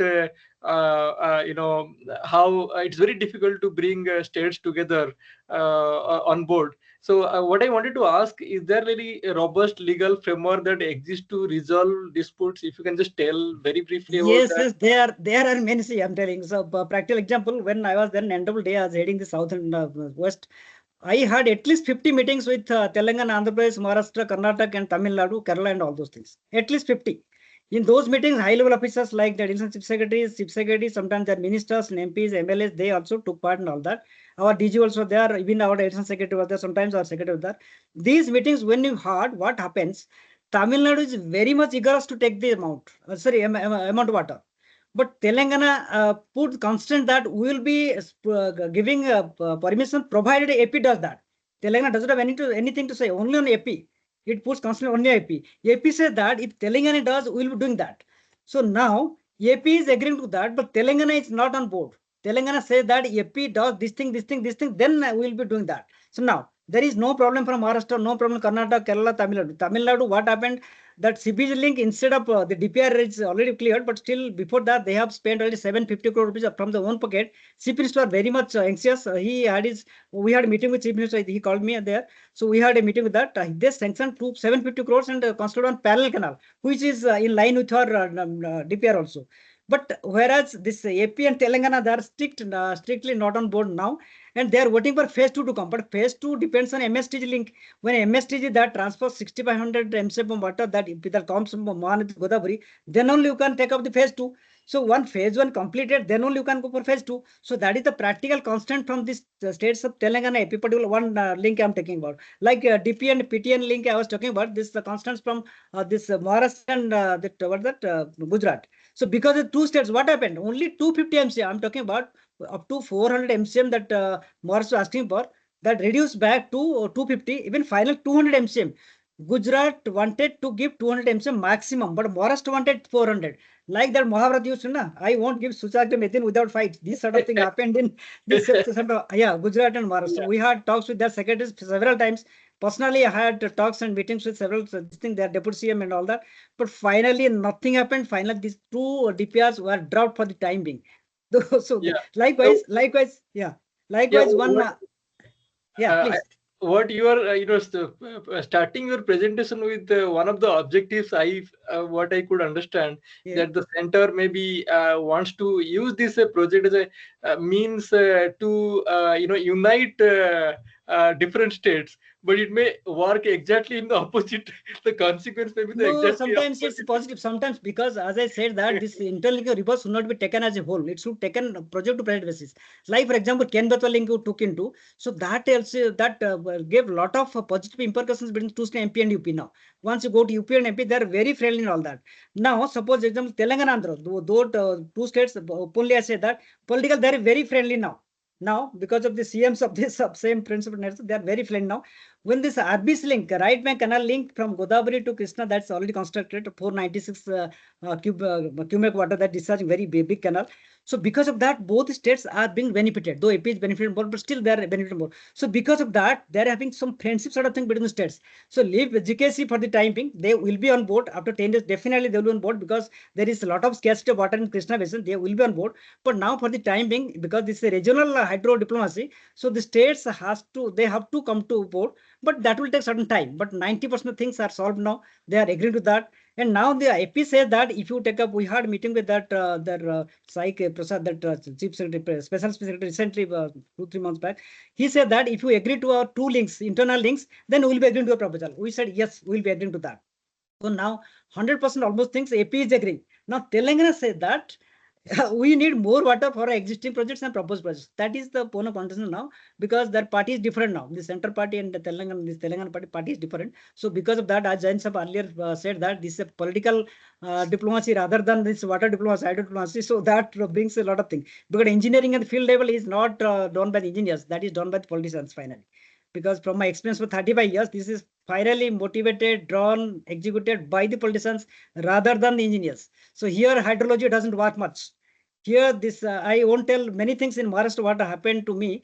Anyway, off the record, I can say that, but some of the ministers, I tell you, no, I don't have any fear and all that. Some of the ministers came to my office suddenly and asked that this barrage should be near my village. I said, sir, how it can be near a village? But see, forget your hydrology. I don't want your hydrology. I want that barrage should be constructed near my village so that I'll be agreeing to that. Otherwise, not. He was a very, I tell his name is also, no, he's a finance minister, so earlier he was. Anyway, so I didn't agree to that technically. So what we had to do, the chief minister called us. So we had to go to chief minister. They arranged a great meeting in Oberoi Hotel in Bombay. We went over there. We had a meeting for at least 3-4 hours. Chief Minister said that you forget your hydrology. Now we think of benefit of Maharashtra state. I told, yes, we are there for the benefit of the states. So he said, tell that if it is not possible nearby, you just think of some other alternatives. Who is the minister will be benefited, the public will benefit, all that. So we had to go by that, not by near village. We had to construct the barrage, means the DPR changed. So DPR is finalized finally. Still that was changed. The alignment changed. That increased 50 kilometers of length. Okay, we had to do that because finally Okay. that stamp will be there only. Yeah. Okay, thank you. So I'll hand over to Binay now. Yeah. My question to Professor Riddhi. Professor Riddhi, can you hear us? Yeah, I'm here. Yeah. So my question is, what kind of modeling and simulation studies have been conducted to validate the feasibility of the proposed river interlinks? By feasibility, what type of feasibility? Economic, ecologic, this? Yeah, both in terms of hydrological feasibility. I mean, first hydrological feasibility, yeah. I showed what we have done. It's fairly simple to get the data, set up a water balance model, and look at the effect of operating a link, and then test it under different climatic conditions and demand conditions. We have looked at the NWDA reports and uh, followed their methodology also. And they have done a fairly good job. When we did our multi-objective optimization, the solution by the NWDA, their proposed transfer, was one of the Pareto optimal solutions. It's just in the corner. That's all. So if you are focusing solely on system level water deficit reduction, the links are needed. Right? But that's when you don't consider other solutions. So it's up to the modeler to create more, problem formulations with alternatives embedded in them. But if you just take the problem as it is right now, that I have 2 basins, I have a net goal of maximizing system level water reliability, then you will find that if you don't transfer the water, it won't work. Yes. But the catch is that if you see the very large north-south link of China, they also went through this problem that the feasibility and implementation happened. And after that, they saw some droughts that were not there when they were doing the analysis. And then there were problems. So the problems with the links are not technical in nature, in my opinion. They are more governance and getting everyone on board and making a compromise. And it may not be a solution in every case, but in some cases, the economics of the transferred water may make sense. My follow-up question is, how does this methodological uncertainties going to impact the decisions? Any thought on that? Yeah. I think when you follow up with what Dr. Sankua is saying, right, there's no problem with the methods. I feel we have a variety Yes. of methods, and Yes. it's the methods are decades ahead of what's happening in terms of analysis on the ground. I think we don't need new I'm sorry, I mean, I think we don't need any new, more methodological innovations. Whatever we have, getting that communicated effectively and used. I mean, the idea of deep uncertainty, multi-sector, multi-actor trade-offs, iteratively sitting, showing a trade-off surface to a group of stakeholders and asking them what trade-offs between the donor and the recipient you want to accept, what level of trade-off is okay. Because right now we are doing a single objective maximization. Yes. And also in a very simple way, there are no heuristics algorithms there. And it's a wonder that it is still in the Pareto front of a very fairly complicated modeling exercise. That solution is very good. So what that exercise taught me is that methodologically we are okay. If you want to test it under deep uncertainties and consider each actor separately and sit down and do a more nuanced exercise, making your participants, whoever they are, aware of what a big decision is about to be made. Yes. Then it's more about communication. It is my opinion. Yeah, I mean, after listening to Dr. Sankwa, I understood the same, I mean, we are strong in methodology that we are doing it, but then when it comes to this, resolving the conflicts between the states, that is actually becoming the critical issue. Yeah, over to here Professor I'll intervene a bit, Professor Binoy Kumar. So here what I say, what Dr. Riddhi Singh said just now, that is quite correct in this sense. Why? Because NWA doesn't do the things, all the things that NWA doesn't do. The expert organizations like GSI, Geological Survey of India, takes these geophysical methods and the investigation of their part. And NWA does this drone survey and other survey and the GIS part and all those things. And we take help of ISRO and NRS also for this data analysis and all that. Central Data Commission does the hydrology part completely and design part completely. Though we design here in NWA a bit, but the stamp and all the checks, all this is done by Central Data Commission. Hydropower component is designed by CA, this best authority, but the CWC, CA, there are apex authorities in there. So they technologically they are quite advanced. They do those things, those parts. Environment part is given to one consultant who is expert at that.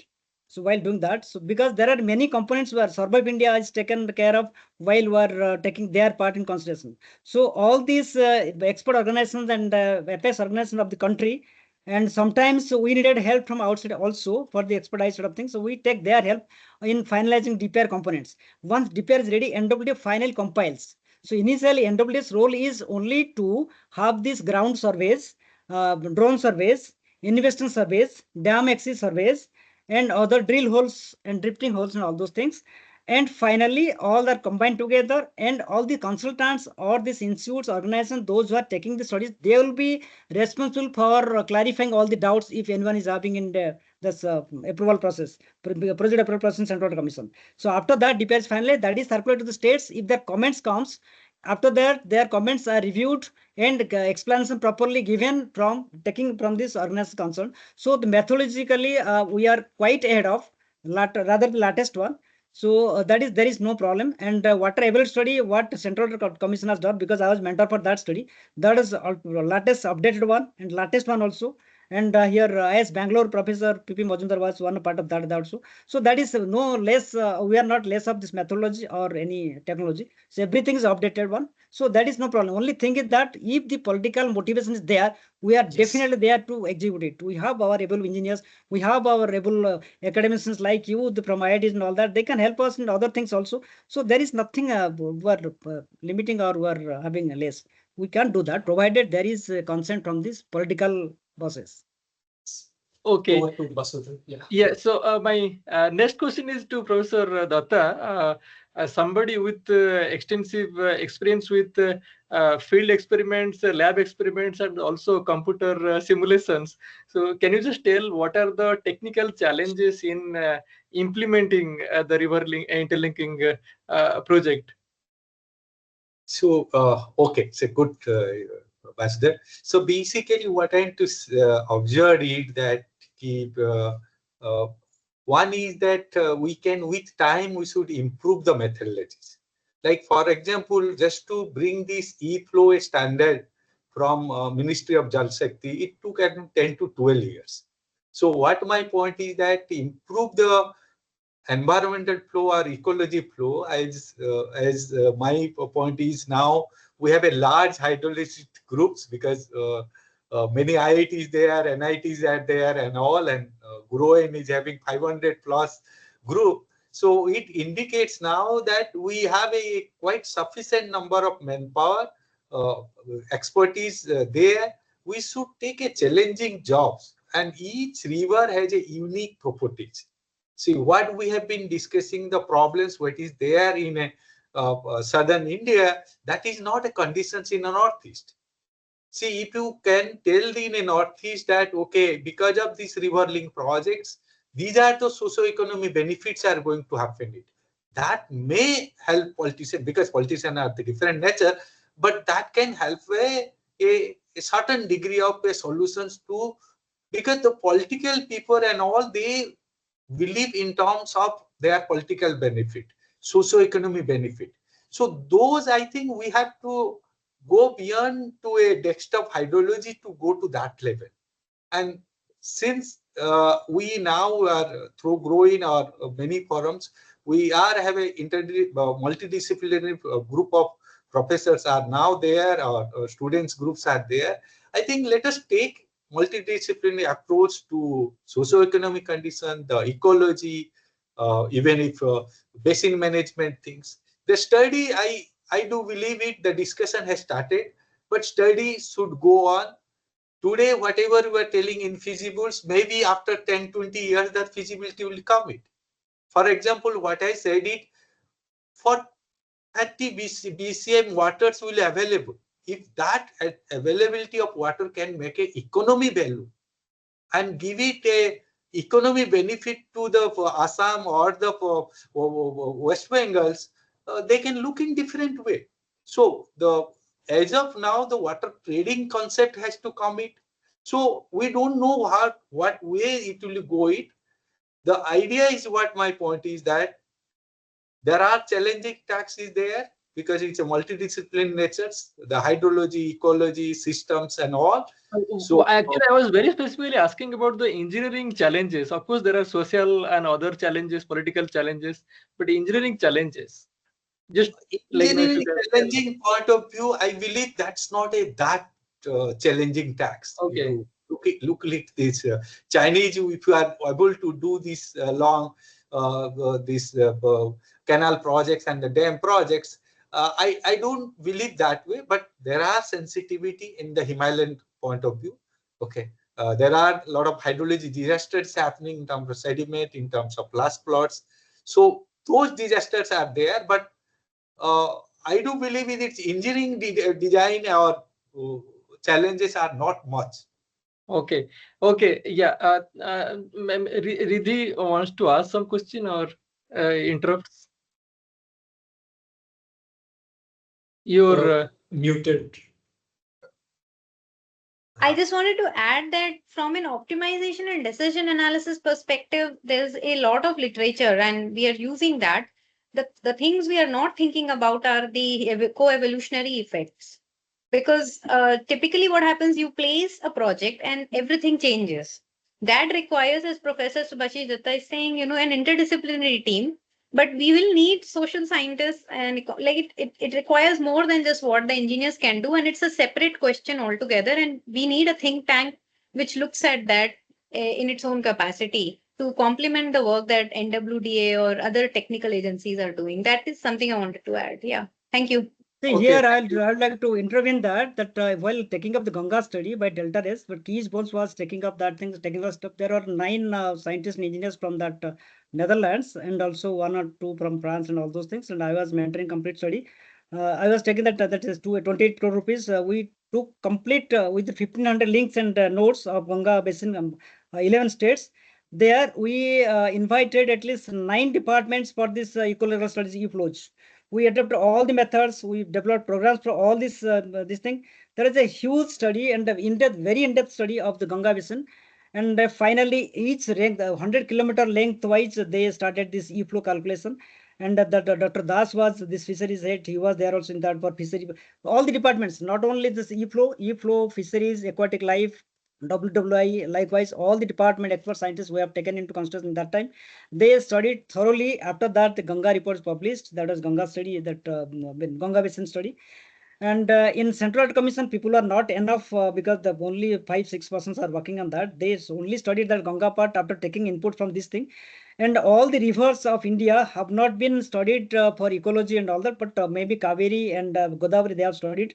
Some of the PhDs I'm seeing from some of the IS Bangalore and all that. And Professor Sikant from IS Bangalore was taking up some part of the interlinking of that Maharashtra, Karnataka part. I was giving this help that time. So overall, if you see that these IITs situated in the regions, particular regions, they should take up these e-flows and ecological studies as a project or something like that. And their students, their professors, they take up these studies with the help of these field engineers available in that set particularly, so that they can get the data. Also, Central Audit Commission can help in that regard. After that, doing that, particularly 50 kilometers or 100 kilometers trace-wise, e-flows can calculate. E-flows cannot calculate for a particular river of 2000 kilometers. It cannot be calculated like that. You have to part into stretches. Then only, yeah, once doing that, so these IITs, NITs or whatever institutes are there, so they should take up regional IITs, NITs particular, regional in the sense that area, rivers and all that. So once they take up the study, that will be supervised by some of the seniors faculty and all that, or by field engineers and all that, so that finally outcome will come on the revision part. Next thing, that every 2-3 years that hydro changes. This time you can see the Rajasthan, Gujarat, there is heavy rainfall, but whereas in Orissa and this part we are having less rainfall sort of thing. So in Telangana also less rainfall. So everything, the climate change effect is there. So we need to update that. Maybe every 5 years, you can say every 5 years we want to update that. E-flows updation, hydrology updation, this water balance study we are updating NWDA. But still taking all these things, methodology, if you can update, is well and good. Naturally, after by 10 years time, so you must adapt to the latest methodology. So that's there. But whatever methodology is available now, it's enough. Because suppose, Brahmaputra, I'm telling it, 593 BCM water is available, say. Because earlier is 528, now it is 593 BCM available. So after 593 BCM, only 30 BCM is utilized in the northern states. Total in India, 712 BCM is utilized in the whole Indian states. So if 1 BCM is lost somewhere or transferred downstream, what is the loss? There is no loss, because that is going to west to the sea. So after 593 BCM, like in Ganga Basin 526, so if 1 or 2 BCM go this side, how does it matter? But think that how to lift that water to this southern state, that's important. So that is not, this methodology in hydrology particularly, you can quantify to this 99.9% level. In hydrology, you have to, based on this, maybe the decimal parts will forget, because hydrology that cannot quantify the waters to the exact one. This is not a pure science that it will be doing that. So you have to leave that. For practical aspects, you have to forget that. But methodology is okay, but you can devise new methodology is well and good. But in the same sense, I said that if 1 BCM water is lost somewhere, means transported downstream, doesn't matter at all. Because a lot of water is available in Brahmaputra and Barak basins, we don't have to worry about that. But think is how to transport the basins. See, for example, in taking this Kaleswaram project, we are lifting at least in 7 lift pumps. If you have seen the Kaleswaram project in 3, Mediguda, this Sandila and all the 3 barrages, we are transporting 510 meters lift is there. We are lifting 234 megawatt lifts are there. So that is practical challenge, engineering challenge. It's not that so easy. So that we should think of. It's not quantity of water, slight quantity of water, this side, that side, doesn't matter at all. If you are transferring 6,000 MCM water, you transfer 6,100 MCM water, doesn't matter. Because 100 MCM is the not cell in this thing. We have peanut sort of thing in water sources sort of thing. In this Godavaram downstream, the Dhalaisaram were 3,000 TMC of water diverting to sea, because that is not tapped. So we are trying to tap at Dhalaisaram, but we are unable to tap that because of the state conflicts. So that is not thing. Practical thing is that how to go about this thing. Methods, what I have done already, that is all right. But let us do the execution part, how to do that, how to solve this people in southern side. Because if you see the Karnataka and Tamil Nadu people, they're starving like anything in this thing. So that we should see. And at the same time also, we can develop new methodologies, as Professor Dasa was saying. So I am agreeing to that. But at the same time also, we should try to execute the projects. We should try to give the people the water, those who are starving for that. That is what my point is. Okay, so Professor Jain, you want to add something? Yeah, I wanted to add something to the challenges in constructing these projects.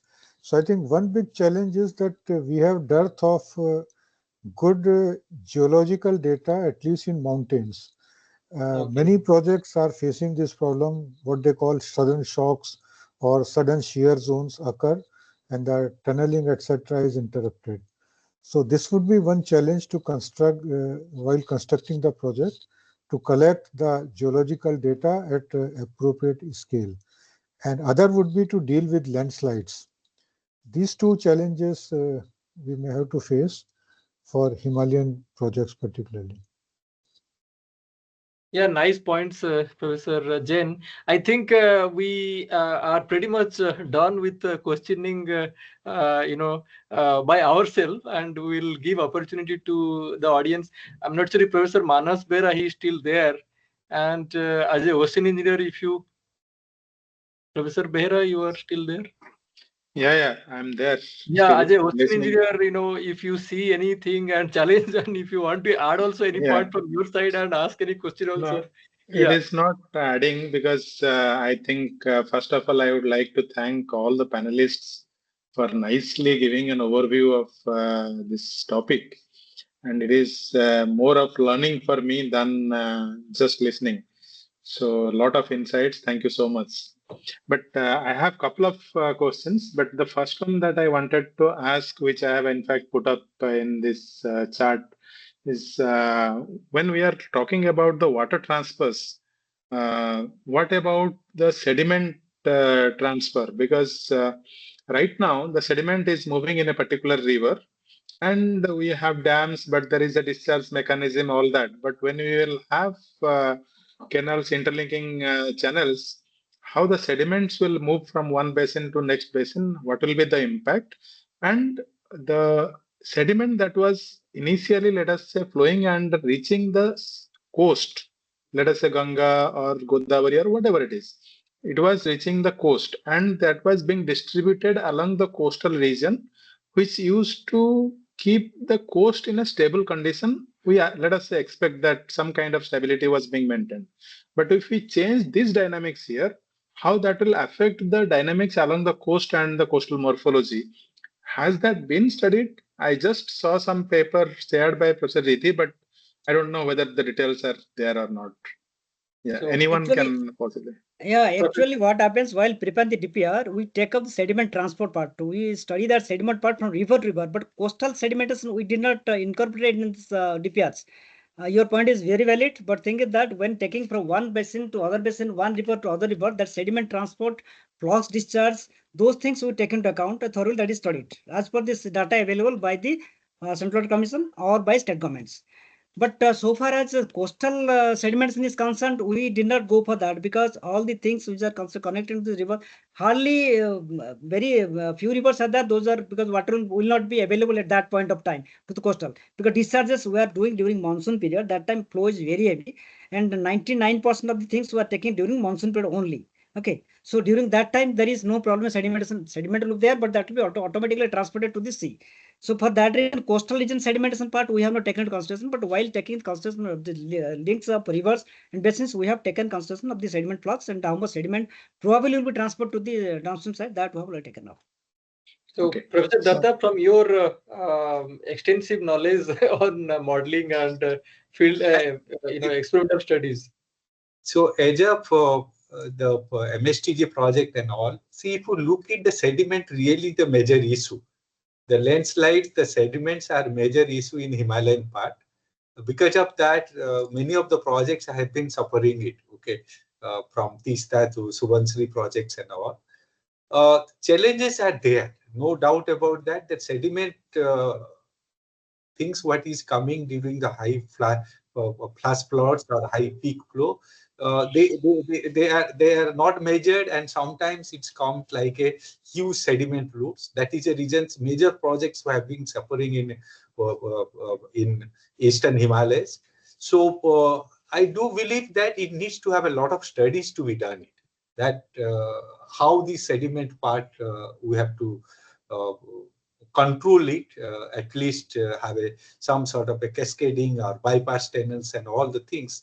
But even if the MSTG starts on these, because one of the project like Dhansri projects, irrigation project, is suffered because of sediment, huge sediment, and whatever the sediment measures that didn't work it. So within 5 years, the project is not at functioning. So that is the reasons that sediment issue has to look it. Sediment issues has to look it in a what I believe it, we should look at our problems. Is sediment problem is challenging problems and has to be looked at during the flash flood, how to manage it, and we should have a out of box thinking for this. It's a long term. Dr. Basudev, can I have a question? Oh yes, to whom? So this question is to the audience. See, while we were discussing this interlinking, there were many views that it is not a good scheme, it should not be pursued.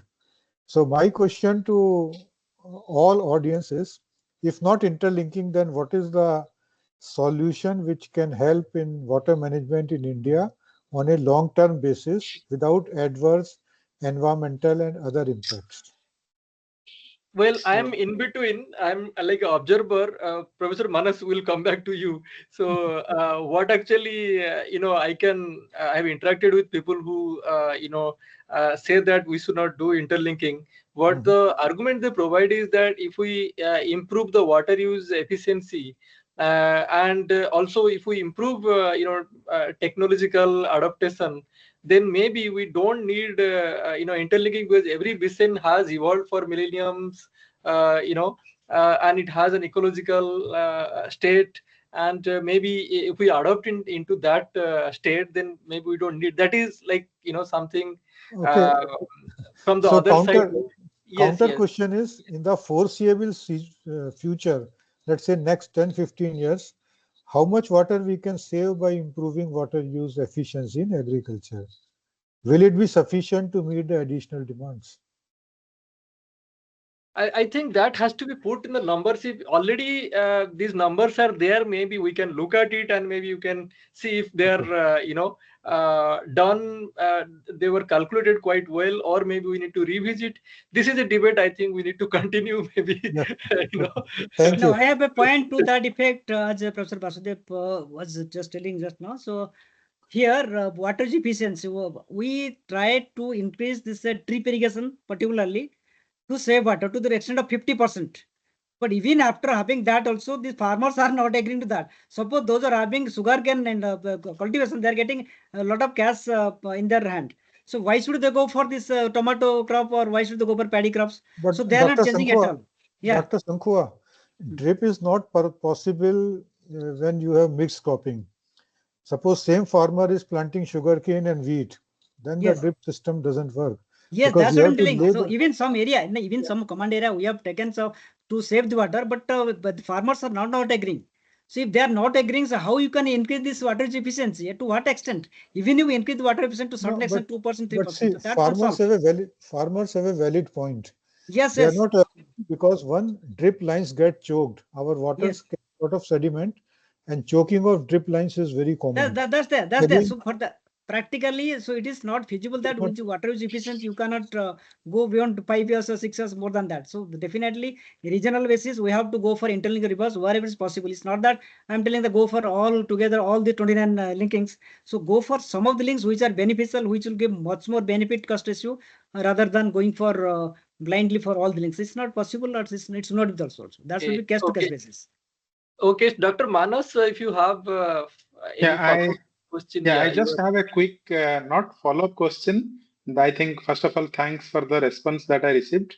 But just question for Dr. Sankhua, which you mentioned that we need some kind of consent from the originating country. If the river is originating from some country, then we need their consent.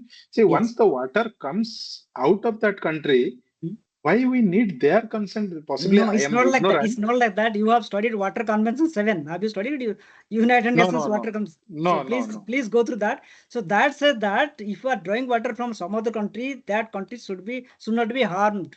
So that is what, when we are drawing water from other countries, they are harmed, they say that. So as per United Nations Convention 7, we cannot take unilaterally water from any of the countries. We have to talk to them. So Bangladesh, Bhutan or Nepal, we have to talk to them. That too at the Nepal, say for example, Nepal. In Bangladesh, we have joint observation. Nepal, we have so many treaties with them. And Pakistan, forget Pakistan. So now coming to this Nepal, once you start talking about this, our links and all that, they will go for Mahakali treaty.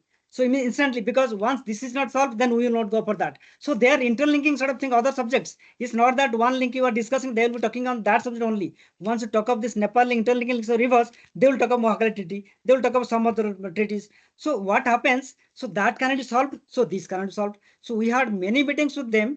So because of those things, it is not simply possible to solve it because of United Nations Convention 7, right?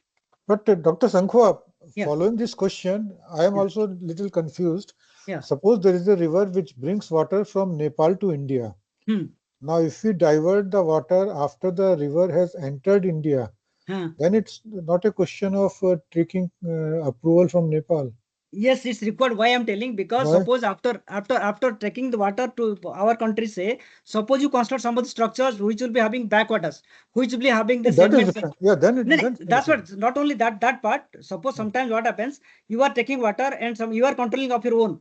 So once you control of your own, the other country definitely will have issues because United Nations Clause Number 7, that is written, water taken from other countries, water taken from other regions or giving to other regions, that country has to be negotiated. That country has to be consulted. But suppose the river has entered India and there is no backwater effect, then why should it impact? Not only backwater effect, not only backwater, anything. Even aquatic, there are many points: aquatic lives, backwater issues, sedimentation, people affected, damages caused, damaged environment. There are many hundreds of points than United even Convention 7. So it's not a one point that listing Actually, into. we'll talk directly rather than wasting time of others. Yes, because there are many things Professor inside. Puiri, yeah. So Professor Puiri, he's having a question, I guess. yes, Soumendra. Also, Solomon has joined and he has a question. I tried to ask Solomon's question, but if he thinks that it is needs to be asked again, so Solomon, you can also ask directly. Yeah, thank you. Actually, since I was a student, I have been hearing this interlinking of rivers. Okay, so it's of course means exciting and it is required. Now what I have understood is the feasibility and how to do it. I think step one, what we can do is all the reports, all the technical and scientific studies, they should be kept in public so that everybody can go through. And if they want to do further investigation, they want to prove it wrong or they want to do better, I think let them do it. And then I think we can exchange and we can come up with a better idea. That's the first thing. Second thing, I was thinking in this interlinking river project, directly connecting a big river to another big river, that may have huge consequence. Because sediment and other things, we say that we have data, we have model, we can do it, but they are so uncertain, things will change over the time. So maybe we can think about like in a distributed way, like a canal or drawing from one big river to connecting a small river to another area, something like that, instead of connecting big rivers directly. So I was thinking that way. And another thing, if there is any hydraulic modeling for the entire network system, I would be very interested. Otherwise, let's see if the data and other things are available. I can also give a try. Thank you. So first answer to your question that the documents are available on net. You have to search it. NWDA puts all these FRs, all the TPRs on net. Next thing that Central Water Commission, all the publications which are there, that is on net. You have to take into that. Next thing is that, as you said, that joining this big rivers to big, is actually these precautions are taken while drawing water from a big river, say Godavari to Krishna. We don't draw it from middle of the. So we have to make a pool sort of thing where this gratings are provided, sediments are controlled there itself. If sedimentation happens there, we can dredge it or some other methods can be put into there. So generally we draw, suppose for example, we are drawing it in Champal. In Champal is a small part, small width is very less. And we make a pool. In Champal downstream side, we have another Samaka barrage, which is around 15 kilometers to 18 kilometers downstream side. So this sedimentation part already covered in that. See, major links I'm talking about. When you're making a pool, and the concreting is done, so sedimentation part is openly checked by tracks, tracks and all that. So sediment is not a major problem there while taking this, because but the lift, while taking the lifts, sediments cannot be taken to the lifts because lifting will be some meters, 100 meters. There is around 135 meters lift from Godavari to downstream GKS link, Grand Ranikar link. So that sediment won't be a major constant over there.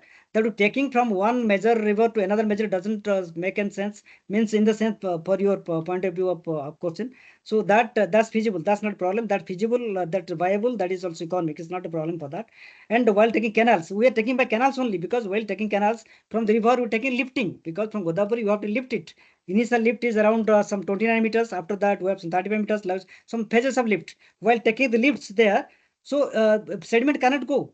So that is one thing. Second thing, that in the canals or pipelines, when you take, we have certain so many checks of sediment. Not only one check, there are so many checks of sediment that you do there.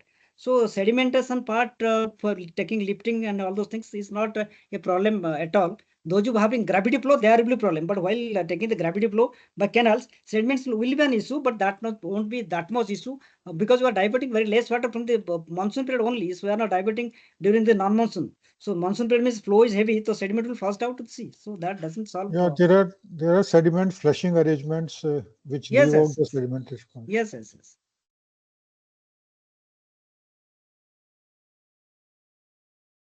Any more Okay. questions from the So, participants? Solomon, I think he was raising hand. He was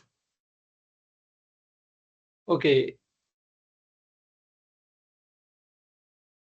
Oh yeah, he will not be able to speak, but maybe I will ask the question he is trying to ask. It's in the chat box. Yeah, there are some questions in the chat box as well. Yeah, so he was asking if there are like reports available. The Ganga reported some questions. So what is asking, the report that you are mentioning, are they in public domain? No, CWC? that is in BPM, because these models and all the reports are in public domain. No, sorry, in BPM, Basin Planning Management Organization, Central Water Commission. Also, some part of the reports are available publicly, or also you can ask this BPMO to give the reports to you. So that's available. But I think the Okay. reports on Ganga River may not be available. That Particularly is where available in the- the ministry, because actually World Bank did it. Central Commission did not pay the money, so World Bank paid the money 28 crores. Because of that, that is with World Bank, and the ministry is having a copy of that. Okay. No, but because Ganga data is considered confidential. And the So data is in- not available. That data is not available, but the report is available with the ministry and World Bank, because World Bank financed this project. You mean this Delta Race report? Yeah, Delta's report. But model is available in Basin Planning Unit of Central Water Commission. You can see the model in server it's running. We have that. Professor Puri, you have raised your hand. It was there since then. Okay, I am done. Okay. So any other question? There is one question in the chat box from Rohit Aizer Bhopal. How can river interlinking be engineered to ensure hydrological sustainability without compromising ecological integrity? How can we manage variations in stream flow and floodplain dynamics that may arise due to altered surface hydrology? Simple answer is no. Without sacrificing this ecology a bit and environment a bit, you cannot do this interlinking. Professor John was smiling at this because he has also answered this way. Without So- sacrificing a bit, you cannot. Yeah, there will be some ecological consequences, Yes. but I think those consequences should be seen both in donor basins as well as in receiver Yes. basin. True. So donor basin may suffer some losses, but there will be substantial gains in the receiving basin, and we should look at the picture in totality. Okay.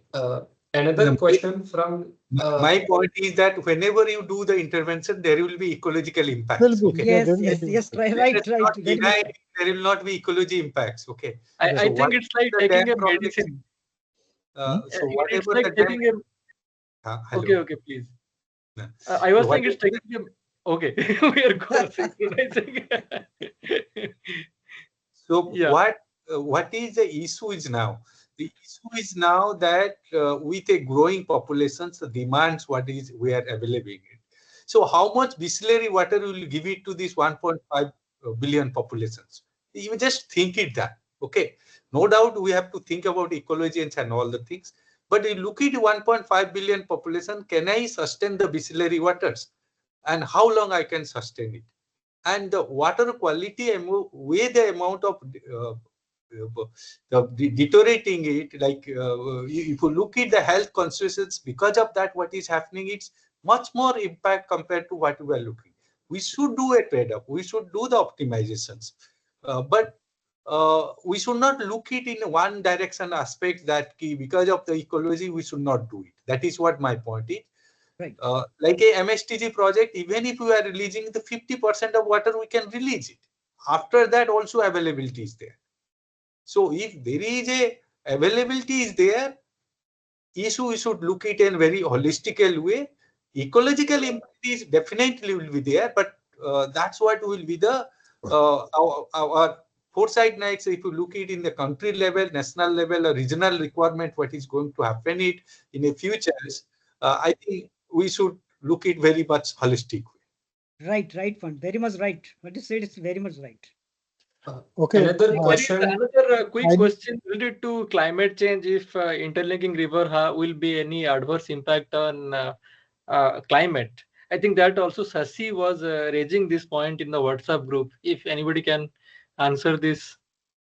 So I Yes, have briefly are. covered that Yeah. point also, that some links have been studied by using climate projections and revised hydrological modeling in view of projections. So that has been done. And one thing is there, can we wait for new decisions because of climate change?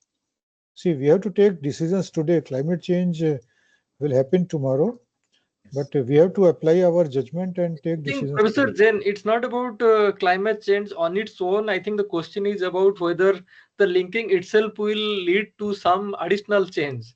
I think that's Yeah. what I understood. I'm not sure if. So whether it is going to disrupt the atmospheric cycle and land Yeah. atmospheric feedback mechanisms. Yeah, yeah. So that I think I answered. There were some questions about impact of irrigation, and that impact will change the land atmospheric feedbacks. And I mentioned that there are canals which are now running for more than 100 years providing irrigation water. And what we have today is, you can say, altered hydroclimatology. Guys, I need to go, so can I take leave now? I think it's already close to 5 now. Yeah, And it's close to. yeah, I think we can continue also in WhatsApp. Any further question is there, please post in WhatsApp, and Professor Jain, I think he will be able to answer there also. Yeah.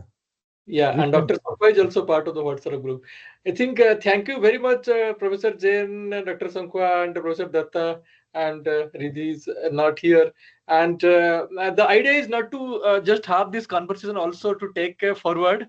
So Solomon has already made some plan. I think he, maybe we can have a separate meeting and how to take forward and maybe involve more people. And if there is a possibility of moving close to consensus, that is the goal.